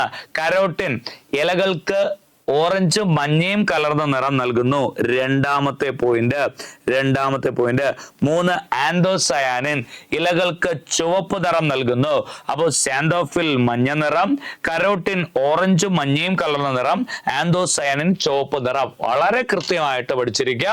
ചോദ്യം ഇതാണ്, പ്രകാശ സംശ്ലേഷണത്തിൽ നേരിട്ട് പങ്കെടുക്കുന്ന വർണ്ണകം ഏത്? ഉത്തരം ഹരിതകം എ. ഹരിതകം ബി ആന്തോസയാനിൻ, കരോട്ടിൻ, സാന്തോഫിൽ ഇവയെല്ലാം എന്താണ്? സഹായക വർണ്ണങ്ങളാണ്. വളരെ ഇമ്പോർട്ടന്റ് ആയിട്ടുള്ള ഒരു പാർട്ടായിരുന്നു ഇത്. ഇതും പവർ റിവിഷനിലെ മാർക്ക് നേടിത്തരുന്ന ഒരു ചെറിയൊരു ടോപ്പിക്കാണ്. പഠിച്ചിരിക്കുക. ഓക്കെ. ഒരൊറ്റ ക്ലാസ് മാർക്കുകൾ നേടാൻ വേണ്ടിയിട്ട് അല്ലെ. പവർ റിവിഷന്റെ ആ ഒരു ഘട്ടം എത്തുന്ന സമയത്ത് ഇതുവരെ നിങ്ങൾ പഠിച്ച കാര്യങ്ങൾ നല്ല രീതിയിൽ പഠിച്ചിട്ടുണ്ട് ഇല്ലേ? എന്നാൽ ഈ ക്ലാസ് കൊണ്ട് നമുക്ക് മാർക്ക് വേണം എന്ന് ആഗ്രഹിക്കുന്ന കുട്ടികളാണ് ഇത് കാണുന്നത് അല്ലെ?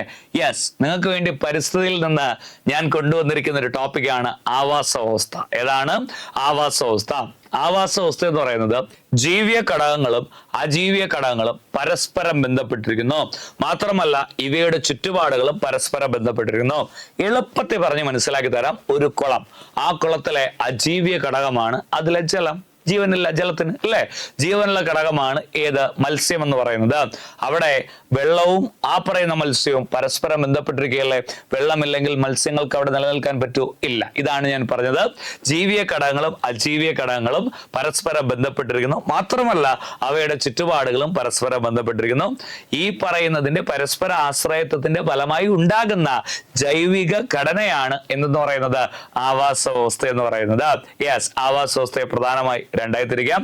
അജീവീയ ഘടകം ഏതൊക്കെയാണ്? മണ്ണ്, ജലം, വായു, സൗരോർജം.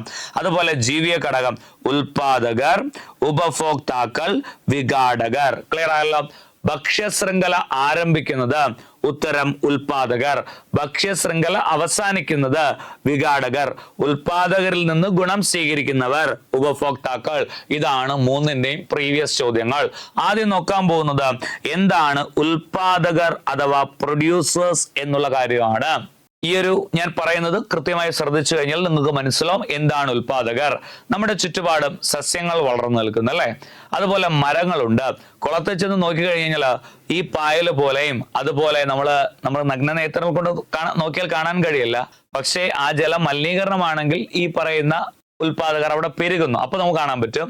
ഇവയുടെ പേരാണ് പ്ലവകങ്ങൾ എന്ന് പറയും. സസ്യപ്ലവകം. ഇവ പോഷകത്തിനായി മറ്റൊന്നിനെ ആശ്രയിക്കുന്നില്ല, സ്വന്തമായിട്ട് ജീവിക്കുന്നവയാണ്, അല്ലെങ്കിൽ സ്വന്തമായി പോഷണം ഉണ്ടാക്കുന്നവയാണ്. അപ്പോ നമ്മളെ ചുറ്റുപാടുമുള്ള സസ്യങ്ങളായാലും ഈ പറയുന്ന ഞാനിപ്പോ ജലാശയങ്ങളിൽ സസ്യപ്ലവകത്തെ കുറിച്ച് പറഞ്ഞു, അവയായാലും ഇവയൊന്നും ആഹാരത്തിനായി നമ്മളെ ആശ്രയിക്കുന്നുണ്ടോ? മറ്റാരെങ്കിലും ആശ്രയിക്കുന്നതായി നിങ്ങൾ കാണുന്നുണ്ടോ? ഇല്ല, കാണുന്നില്ല അല്ലെ? ഇവ സ്വന്തമായി വളരുകയാണ് ചെയ്യുന്നത് അല്ലെ? അപ്പോ ജീവലോകത്തിന്റെ പ്രാഥമിക ഊർജ സ്രോതസ് എന്ന് പറയുന്നത് ആരാണ്? സൂര്യനാണ്. ക്ലിയർ ആയല്ലോ?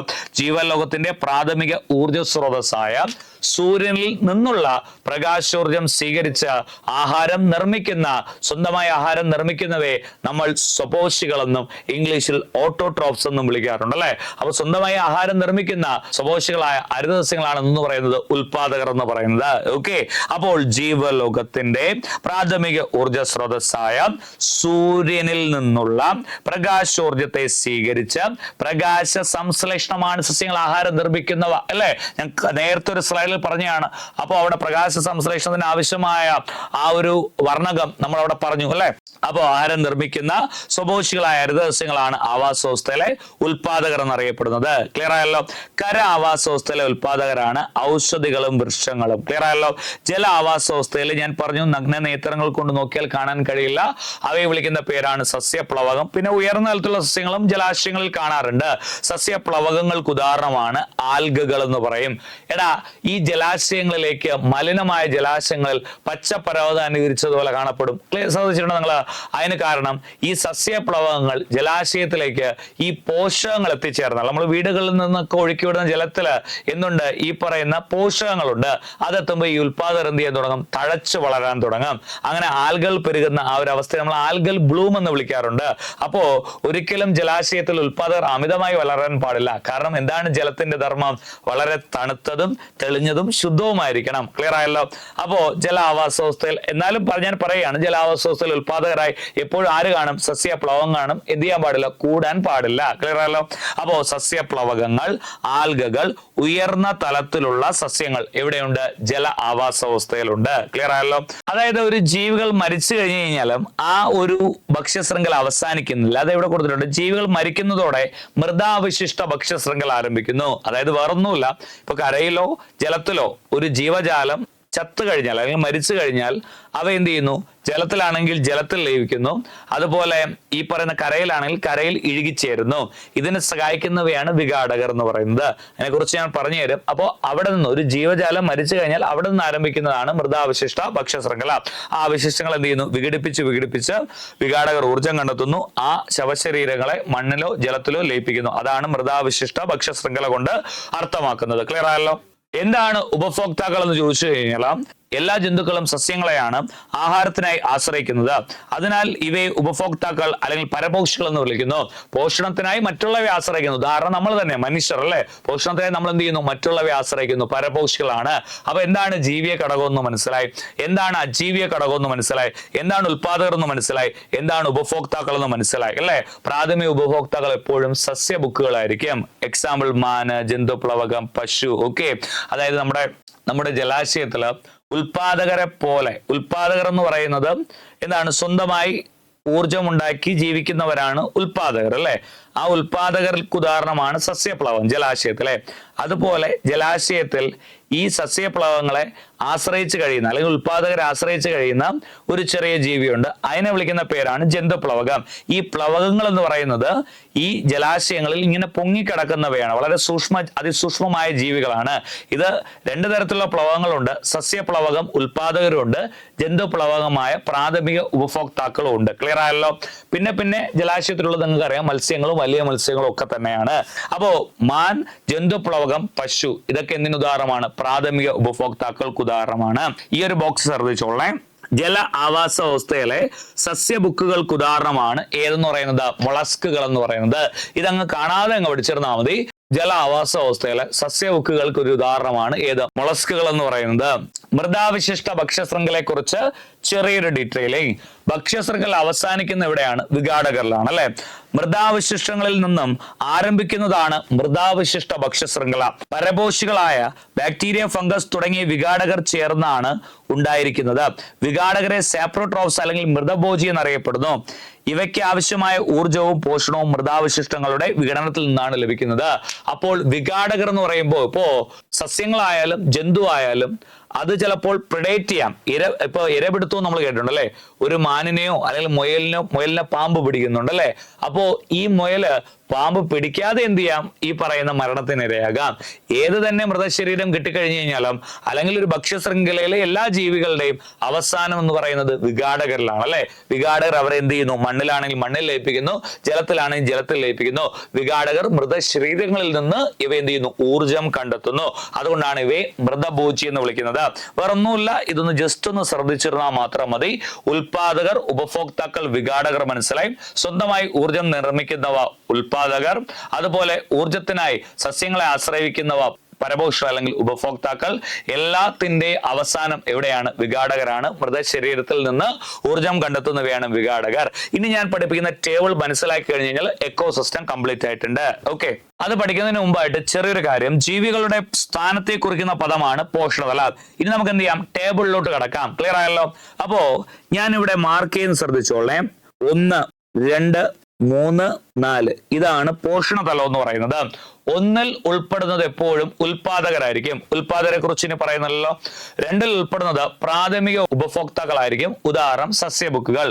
3-ൽ ഉൾപ്പെടുന്നത് ഈ മാംസാഹാരികളാണ്. അതായത് ഈ മാംസാഹാരികളെ സ്വാഭാവിക ആവാസ വ്യവസ്ഥയിൽ ഉയർന്ന തലത്തിലുള്ള മാംസാഹാരികൾ ഭക്ഷിക്കപ്പെടുമെന്ന് വിചാരിക്കുക.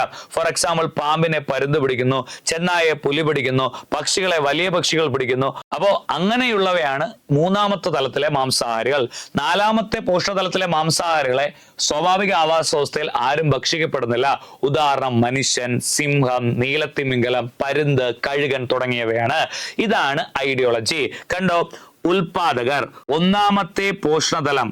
ഉദാഹരണം സസ്യങ്ങൾ, സസ്യപ്ലവങ്ങൾ, പുല്ല്, വൃക്ഷങ്ങൾ. ഇതാണ് 1-ാമത്തതിൽ പെടുന്നത്. 2-ാമത്തെ പോഷണതലത്തിൽ സസ്യബുക്കുകൾ, ജന്തുപ്ലവങ്ങൾ, പുൽച്ചാടി, പശു തുടങ്ങിയവയാണ്. 3-ാമത്തെ പോഷണതലം മാംസബുക്കുകൾ. മാംസബുക്കുകൾ ഉൾപ്പെടുന്നത് എക്സാമിന് ചോദിച്ചിട്ടുള്ളതാണ്. മാംസബുക്കുകൾ ഉൾപ്പെടുന്നത് എത്രാമത്തെ പോഷണതലം? ഏതാണ്? 3-ാമത്തെ പോഷണതലം. പക്ഷികൾ, മത്സ്യങ്ങൾ, ചെന്നായ. തൃതീയ ഉപഭോക്താക്കൾ. അപ്പോ പ്രാഥമിക, ദ്വിതീയ, തൃതീയ ഉപഭോക്താക്കൾ എന്നാണ് നമ്മൾ അതിനെ വേർതിരിക്കുന്നത്. 4-ാമത്തെ പോഷതലം ഉയർന്ന തലത്തിലുള്ള മാംസബുക്കുകൾ, മനുഷ്യൻ, സിംഹം തുടങ്ങിയവയാണ്. ഫോർ എക്സാമ്പിൾ, ഞാനൊരു ചോദ്യം ചോദിക്കുകയാണ്. സൂര്യകാന്തി ചെടി ഏതിൽ വരുന്നു? 1-ാമത്തെ പോഷതലം അല്ലേ. അതുപോലെ മുയല് ഏതിൽ വരുന്നു? 2-ാമത്തെ പോഷതലം. പാമ്പ് മാംസാഹാരിയാണ്. അവയെ ഭക്ഷിക്കുന്ന ജീവിയുണ്ട്. അപ്പൊ പാമ്പ് എത്രയിൽ വരുന്നു? 3-ാമത്തേൽ വരുന്നു. എന്നാൽ കഴുകൻ എത്രയിൽ വരുന്നു? നാലാമത്തേൽ വരുന്നു. ഞാൻ പറഞ്ഞില്ലേ, നേരത്തെ ഒരു സ്ലൈഡ് നിങ്ങൾ കാണിച്ചു അല്ലെ, ഭക്ഷ്യ ശൃംഖലയിൽ ജീവികളുടെ സ്ഥാനത്തെ കുറിക്കുന്ന പദമാണ് ഏത്? പോഷണതലം. ഏതൊരു ജീവിയെ പറഞ്ഞു കഴിഞ്ഞാലും നമുക്ക് ഈ 4 സ്ഥാനത്തിൽ കുറിക്കാൻ പറ്റും. 1-ൽ ആരായിരിക്കും? ഉൽപാദകരായിരിക്കും. 2-ൽ ആരായിരിക്കും? പ്രാഥമിക ഉപഭോക്താക്കളായിരിക്കും. 3-ൽ ആരായിരിക്കും? ദ്വിതീയ ഉപഭോക്താക്കളായിരിക്കും. 4-ൽ ആരായിരിക്കും? തൃതീയ ഉപഭോക്താക്കളായിരിക്കും. ഏതൊരു ജീവിയെ തന്നു കഴിഞ്ഞാലും നമുക്ക് എന്ത് ചെയ്യാൻ പറ്റും? അറേഞ്ച് ചെയ്യാൻ പറ്റും ഈ പറയുന്ന പോഷണതലത്തിൽ. ഉദാഹരണം, പുല്ലിനെ തിന്നുന്നു മുയല്, മുയലിനെ തിന്നുന്നു പാമ്പ്, പാമ്പിനെ തിന്നുന്നു ആര്? പരുന്ത്. പുല്ല് 1-ൽ വരുന്നു, മുയൽ 2-ൽ വരുന്നു, പാമ്പ് 3-ൽ വരുന്നു, പരുന്ത് 4-ൽ വരുന്നു. ക്ലിയർ ആയല്ലോ? അത് കഴിഞ്ഞിട്ടില്ല. അപ്പോൾ ഇതാണ് പോഷണതലം കൊണ്ട് ഉദ്ദേശിച്ചത്. പ്രാഥമിക, ദ്വിതീയ, തൃതീയ ഉപഭോക്താക്കൾ എന്താണെന്ന് മനസ്സിലായെന്ന് വിചാരിക്കുന്നു. ഉൽപാദകർ എന്താണെന്ന് മനസ്സിലായെന്ന് വിചാരിക്കുന്നു. വിഘാടകർ എന്താണെന്ന് മനസ്സിലായെന്ന് വിചാരിക്കുന്നു. ഓക്കെ, അപ്പോൾ ഇത് ചേരുന്നതാണ് ഒരു ആവാസ വ്യവസ്ഥ എന്ന് പറയുന്നത്. വളരെ കൃത്യമായിട്ട് ഈ ഒരു കാര്യം കൂടെ പഠിച്ചിരിക്കുക. ഓക്കെ, ചെറിയ 2-3 കാര്യങ്ങളോടെ പറഞ്ഞിട്ട് ഈ പവർ റിവിഷൻ അവസാനിക്കുകയാണ്. അപ്പോൾ എന്തുമാത്രം കാര്യങ്ങൾ നമ്മൾ പഠിച്ചു എന്ന് മനസ്സിലാക്കുക. ഓക്കെ മക്കളെ, 8ാം ക്ലാസ്സിലെ വൈവിധ്യം നിലനിൽപ്പിനെന്ന് പറയുന്ന ചാപ്റ്ററിൽ ആവാസ വ്യവസ്ഥയെ കുറിച്ചാണ് ഞാൻ തൊട്ടു മുമ്പ് മനസ്സിലാക്കി തന്നത് അല്ലെ. ആവാസ ബന്ധങ്ങൾ എന്ന് പറയുന്ന ഒരു ചാപ്റ്റർ ഉണ്ട്. ക്ലിയർ അല്ലോ? ആവാസ വ്യവസ്ഥയിലെ ബന്ധങ്ങൾ. ഫോർ എക്സാമ്പിൾ, പുലി മാനിനെ പിടിക്കുന്നു. ഈ ബന്ധത്തെ വിളിക്കുന്ന പേരാണ് ഏതെന്ന് പറയുന്നത്? ഇരപിടുത്തം. മറന്നു പോകരുത്, വളരെ ഇമ്പോർട്ടന്റ് ആണ്. ക്ലിയർ ആയല്ലോ? അടുത്ത് പറയുന്നത്, ഇത്തിൽക്കണ്ണി മാവിൽ പറ്റിപ്പിടിച്ചിരിക്കുന്നു. എന്നാൽ മാവിൽ പറ്റിപ്പിടിച്ചിരിക്കുന്ന ഇത്തിൽക്കണ്ണി എന്താണ് ചെയ്യുന്നത്? പോഷണത്തിനായി മാവിനെ ആശ്രയിക്കുന്നു, അല്ലെങ്കിൽ മാവിന്റെ പോഷകത്തെ വലിച്ചെടുക്കുന്നു. അവിടെ മാവിനെന്താണ്? ഗുണകരമല്ല, മാവിന് ദോഷകരവും ഇത്തിൽക്കണ്ണിക്ക് ഗുണകരം. ഒന്നിന് ഗുണകരം, മറ്റതിന് ദോഷകരം. അതായത് ഒന്നിന് ഗുണകരം, മറ്റതിന് ദോഷകരം. അതായത് ഇത്തിൽക്കണ്ണി പോഷണത്തിനായി ആദ്യത്തെ ശരീരത്തിൽ നിന്ന് ഊർജത്തെ വലിച്ചെടുക്കുന്നു. അവിടെ മാവിനെന്താണ്? ഗുണകരമല്ല, ദോഷകരമാണ്. ഇത്തിൽക്കണ്ണിക്കാണ് ഗുണകരം. അപ്പോൾ ഈ ഒരു ബന്ധത്തെ വിളിക്കുന്ന പേരാണ് പരാദജീവനം എന്ന് പറയുന്നത്. ക്ലിയർ ആയല്ലോ? മൂന്നാമതായി പഠിപ്പിക്കുന്നത് മത്സരത്തെ കുറിച്ചാണ്. എന്താണ് മത്സരം? നെല്ലും കളയും. നെല്ല്, കള. ക്ലിയർ ആയല്ലോ? തുടക്കത്തിൽ രണ്ടിനും ദോഷകരം. ഒരേ സമയത്ത് 2 ചെടിക്കും കൂടെ വളരാൻ കഴിയില്ല. അതുകൊണ്ട് എന്ത് ചെയ്യണം? ഒന്നിനെ എടുത്ത് നമ്മൾ മാറ്റിയാലേ പറ്റുള്ളൂ. അതുകൊണ്ട് കളയെടുത്ത് കളയുന്നു, നെല്ലെന്ത് ചെയ്യുന്നു? വളർന്നു വരുന്നു. അതായത് തുടക്കത്തിൽ 2 പേർക്കും എന്താണ്? ദോഷകരമാണ്. പിന്നീട് ജയിക്കുന്നവയ്ക്ക് എന്താണ്? ഗുണകരം. അതാണ് മത്സരം. നാലാമത്തേതെന്ന് പറയുന്നത് മ്യൂച്വലിസം ആണ്. എന്താണ് മ്യൂച്വലിസം എന്ന് ചോദിച്ചു കഴിഞ്ഞാൽ, ഈ പറയുന്ന പോലെ നമ്മളൊരു പഴഞ്ചൊല്ല് പറഞ്ഞിട്ടുണ്ട് അല്ലെ, പശുവിന്റെ കടിയും മാറി കാക്കയുടെ വിശപ്പും മാറി. ഈ ബന്ധത്തിൽ ഏർപ്പെടുന്ന 2നും എന്താണ്? ഗുണകരമാണ്. ഫോർ എക്സാമ്പിൾ, തേൻ നുകരുന്നു പൂമ്പാറ്റ, അത് പരാഗണത്തിന് സഹായിക്കുന്നു. അതുപോലെ പൂമ്പാറ്റയുടെ ആ ഒരു ആഗ്രഹവും സബലീകരിക്കുകയാണ് അല്ലെ. 5ാമത്തതാണ് കമൻസെലിസം എന്ന് പറയും. ഇതും മറന്നു പോരുത്. കമൻസെലിസം, അതായത് കമൻസെലിസം. എന്താണ് കമൻസെലിസം എന്ന് ചോദിച്ചു കഴിഞ്ഞാൽ, ഒന്നിന് ഗുണകരം, മറ്റതിന് ഗുണമോ ദോഷമോ ഇല്ല. ഫോർ എക്സാമ്പിൾ, മാവിൽ മരവാഴ പറന്ന് നടക്കുന്നുണ്ട്. അതുകൊണ്ട് മാവിന് ഗുണവും ഇല്ല, ദോഷവും ഇല്ല. അപ്പോ ഗുണകരം ആർക്കാണ്? ആ പറയുന്ന മരവാഴയ്ക്കാണ്. ഓക്കെ, അപ്പോൾ ഇരപിടുത്തം പുലി മാനിനെ പിടിക്കുന്നു. ആഹാരത്തിനായി ഇരപിടിയൻ ഇരയെ ആക്രമിക്കുന്നു. ഒന്നിന് ഗുണകരം, മറ്റതിന് ദോഷകരം. പരാദജീവനം, മാവും ഇത്തിൽക്കണ്ണിയും തമ്മിലുള്ള ബന്ധം. ഇത്തിൽക്കണ്ണി പോഷണത്തിനായി മാവിനെ ആശ്രയിക്കുന്നു. മാവിന്റെ പോഷണം കുറഞ്ഞു വരുന്നു അല്ലെ. ഒന്നിന് ഗുണകരം, മറ്റേതിന് ദോഷകരം. മാവും ഇത്തിൽക്കണ്ണിയും തമ്മിലുള്ള ബന്ധമാണ്. അടുത്തത് മത്സരം. തുടക്കത്തിൽ 2നും എന്താണ്? ദോഷകരം. പിന്നീട് ജയിക്കുന്നവയ്ക്ക് ഗുണകരം. എക്സാമ്പിൾ, നെല്ലും കളയും തമ്മിലുള്ള ഇന്ററാക്ഷൻ ആണ്. മ്യൂച്വലിസം, പൂവും പൂമ്പാറ്റയും 2 പേർക്കും എന്താണ്? ഈ ബന്ധത്തിൽ ഏർപ്പെടുന്ന 2 പേർക്കും എന്താണ്? ഗുണകരമാണ്. കമൻസെലിസം, ഒന്നിന് ഗുണകരം, മറ്റതിന് ഗുണമോ ദോഷമോ ഇല്ല. എക്സാമ്പിൾ, മാവും മരവാഴയും തമ്മിലുള്ള ബന്ധമാണ് ഈ ഒരു ഇക്കോളജിക്കൽ ഇന്ററാക്ഷനിൽ ലാസ്റ്റ് ആയിട്ട് പറയാനുള്ളത്. അപ്പൊ ഇത് ഇത്രയും പഠിച്ചിരുന്നോളെ ചോദ്യങ്ങൾ വരാനുള്ള സാധ്യതയുണ്ട്. ക്ലിയർ ആയല്ലോ? ഒറ്റ കാര്യം കൂടെ പഠിപ്പിച്ച ഈ ക്ലാസ് അവസാനിപ്പിക്കുകയാണ്. നമ്മുടെ ഒരുപാട് ജൈവ വൈവിധ്യങ്ങളുണ്ട് അല്ലെ. എന്താണ് ജൈവ വൈവിധ്യം? ഒരുപാട് സസ്യങ്ങളും ഒരുപാട് ജന്തുക്കളും ഉൾപ്പെടുന്നതാണ് എന്ന് പറയുന്നത് ജൈവ വൈവിധ്യം എന്ന് പറയുന്നത് അല്ലെ. അതുകൊണ്ട് തന്നെ ഈ ജൈവ വൈവിധ്യത്തെ നമ്മൾ സംരക്ഷിച്ചില്ല എങ്കിൽ ജീവജാലങ്ങളെല്ലാം എന്ത് ചെയ്യും? വംശനാശ ഭീഷണി നേരിട്ടുകൊണ്ടേയിരിക്കും, വംശനാശം സംഭവിച്ചുകൊണ്ടേയിരിക്കും. ഇതില് ഞാൻ 2 തരം സംരക്ഷണ മാർഗങ്ങളാണുള്ളത്. ഒന്ന് തൽസ്ഥല സംരക്ഷണവും ഒന്ന് ബഹിർസ്ഥല സംരക്ഷണവും. ഓക്കെ, തൽസ്ഥല സംരക്ഷണത്തെ വിളിക്കുന്ന പേരാണ് ഇൻസിറ്റു കൺസർവേഷൻ കൺസർവേഷൻ എന്നാണ് പറയുന്നത്. In situ conservation. എന്നാൽ ഒരു ജീവജാലം അത് വസിക്കുന്നിടത്ത് സംരക്ഷണം ഉറപ്പാക്കുന്നതാണ് ഇൻസിറ്റു കൺസർവേഷൻ. എന്നാൽ അത് വസിക്കുന്നിടത്ത് വംശനാശ ഭീഷണി നേരിടുകയാണെങ്കിൽ അതിനെന്ത് ചെയ്യണം? മാറ്റിപ്പാർപ്പിക്കണം. ആ കൺസർവേഷനെ വിളിക്കുന്ന പേരാണ് എക്സിറ്റു കൺസർവേഷൻ അല്ലെങ്കിൽ ബഹിർസ്ഥല സംരക്ഷണം എന്ന് പറയും. മക്കളെ, ഇത് ഞാൻ ഡീറ്റെയിലിംഗ് നടത്താത്തെന്ന് വെച്ച് കഴിഞ്ഞാൽ ജസ്റ്റ് ഒരു കീവേഡ് മാത്രം പഠിപ്പിക്കുകയാണ്. ക്ലിയർ അല്ലോ? പവർ റിവിഷനിൽ എല്ലാം ഉൾപ്പെടുത്താൻ വേണ്ടിയിട്ടാണ് ഇതുകൂടെ പഠിപ്പിക്കുന്നത്. അതായത് ഇൻസിറ്റു എക്സിറ്റു കൺസർവേഷൻ ഉദാഹരണങ്ങളാണ്: ഒന്ന്, നമ്മുടെ മൃഗശാലകൾ, ബൊട്ടാണിക്കൽ ഗാർഡൻ, അതുപോലെ ഈ വിത്ത് ബാങ്ക്. ഇതൊക്കെ എന്തിനു ഉദാഹരണമാണ്? എക്സിറ്റു കൺസർവേഷൻ ഉദാഹരണമാണ്.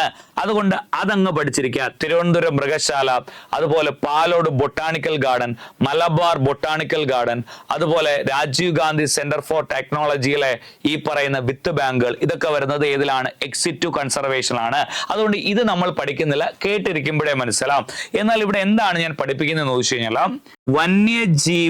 വന്യജീവി സങ്കേതം എന്ന ഒരു ഉത്തരമാണ് PSC ഉദ്ദേശിക്കുന്നതെങ്കിൽ ക്വസ്റ്റ്യൻ പേപ്പറിൽ ഇങ്ങനെ കാണും: വന്യജീവികളുടെ വനങ്ങളും വനവിഭവങ്ങളെയും സംരക്ഷിക്കുന്നതിനും വംശനാശ ഭീഷണിയെ തടയുന്നതിനും വേണ്ടി ഉള്ള ഒരു പ്രത്യേക വനമേഖല എന്ന് ചോദിച്ചു കഴിഞ്ഞാൽ നിങ്ങൾ എന്ത് കറുപ്പിക്കുക? വന്യജീവി സങ്കേതം കറുപ്പിക്കുക. ഇനി PSC ഉദ്ദേശിച്ചിരിക്കുന്നത് നാഷണൽ പാർക്ക് ആണെങ്കിൽ ഇങ്ങനെ കാണും ക്വസ്റ്റ്യനിൽ: വന്യജീവി സംരക്ഷണത്തോടൊപ്പം പ്രകൃതി വിഭവങ്ങൾ, ചരിത്ര സ്മാരകങ്ങൾ, ഭൗമ സവിശേഷതകൾ എങ്ങനെ കാണും. എന്താണ് സ്ലൈഡ് രൂപത്തിൽ തരാത്തത്? എളുപ്പത്തിൽ പഠിപ്പിക്കാൻ വേണ്ടിയിട്ടാണ്. ഓക്കെ, അപ്പോ വനങ്ങൾ വനവിഭവങ്ങളെയും സംരക്ഷിക്കുക, വംശനാശ ഭീഷണിയെ തടയുക എന്നിവ ലക്ഷ്യമാക്കിയുള്ള വനമേഖലകളാണ് വന്യജീവി സങ്കേതങ്ങൾ. എന്നാൽ നാഷണൽ പാർക്ക് എന്താണ്? അതോടൊപ്പം വന്യജീവി സംരക്ഷണത്തോടൊപ്പം പ്രകൃതി വിഭവങ്ങൾ, ചരിത്ര സ്മാരകങ്ങൾ, ഭൗമ സവിശേഷതകൾ എന്നിവ കൂടി സംരക്ഷിക്കുന്നു. മൂന്നാമത്തേത് കമ്മ്യൂണിറ്റി റിസർവ് എന്ന് കണ്ടു കഴിഞ്ഞാൽ എന്നതാണ് ഉത്തരം എന്ന് PSC ഉദ്ദേശിക്കുന്നെങ്കിൽ അവിടെ ചോദ്യത്തില് പൊതുജന പങ്കാളിത്തം എന്ന് കാണും. പൊതുജന പങ്കാളിത്തത്തോടെ സംരക്ഷിക്കപ്പെട്ടു വരുന്ന വിസ്തൃതി കുറഞ്ഞ മേഖലയാണ് ഏത്? കമ്മ്യൂണിറ്റി റിസർവ് എന്ന് കാണും. അടുത്ത ബയോസ്ഫിയർ റിസർവ് എന്നാണ് ചോദ്യ പേപ്പറിൽ ഉദ്ദേശിക്കുന്നെങ്കിൽ, ബയോസ്ഫിയർ റിസർവ് ആണ് ഉത്തരം എന്ന് ഉദ്ദേശിക്കുന്നെങ്കിൽ ഉറപ്പായും ചോദ്യത്തില് ജനിതക സ്രോതസ്സുകളെയും ജൈവ വൈവിധ്യങ്ങളെയും സംരക്ഷിക്കുന്ന ഒരു വിശാലമായ ഭൂപ്രദേശം എന്ന് കാണും. എക്സാമ്പിൾ നീലഗിരി പോലെയുള്ള ബയോസ്ഫിയർ റിസർവ് ആണ് ഇതിന് ഉദാഹരണങ്ങൾ. നീലഗിരിയുടെ ഭാഗങ്ങൾ കേരളത്തിലും തമിഴ്നാട്ടിലായി വ്യാപിച്ചു കിടക്കുന്നു. അതിന്റെ അർത്ഥം വിശാലമാണെന്നാണ് അർത്ഥം. ഓക്കെ, അപ്പൊ ചോദ്യ പേപ്പറിൽ പൊതുജന പങ്കാളിത്തം ഉണ്ടെങ്കിൽ കമ്മ്യൂണിറ്റി റിസർവ് കറുപ്പിക്കാം, വിശാലമായ ഭൂപ്രദേശം ഉണ്ടെങ്കിൽ ബയോസ്ഫിയർ റിസർവ് കറുപ്പിക്കാം. ഇനി ചോദ്യ പേപ്പറിൽ കാവുകളാണ് ഉത്തരം എന്ന് ഉദ്ദേശിക്കുന്നത്. കാവുകളാണ് ഉത്തരം എന്ന് ഉദ്ദേശിക്കുന്നത് എങ്കിൽ ജനവാസ പ്രദേശങ്ങൾക്കിടയിലുള്ള വിസ്തൃതി കുറഞ്ഞ ജൈവ വൈവിധ്യ മേഖല. അങ്ങനെയാണ് ജനവാസ പ്രദേശങ്ങൾക്കിടയിലുള്ള വിസ്തൃതി കുറഞ്ഞ ജൈവ വൈവിധ്യ മേഖല. ഇതാണ് ഏതെന്ന് പറയുന്നത്? കാവുകൾ എന്ന് പറയുന്നത്.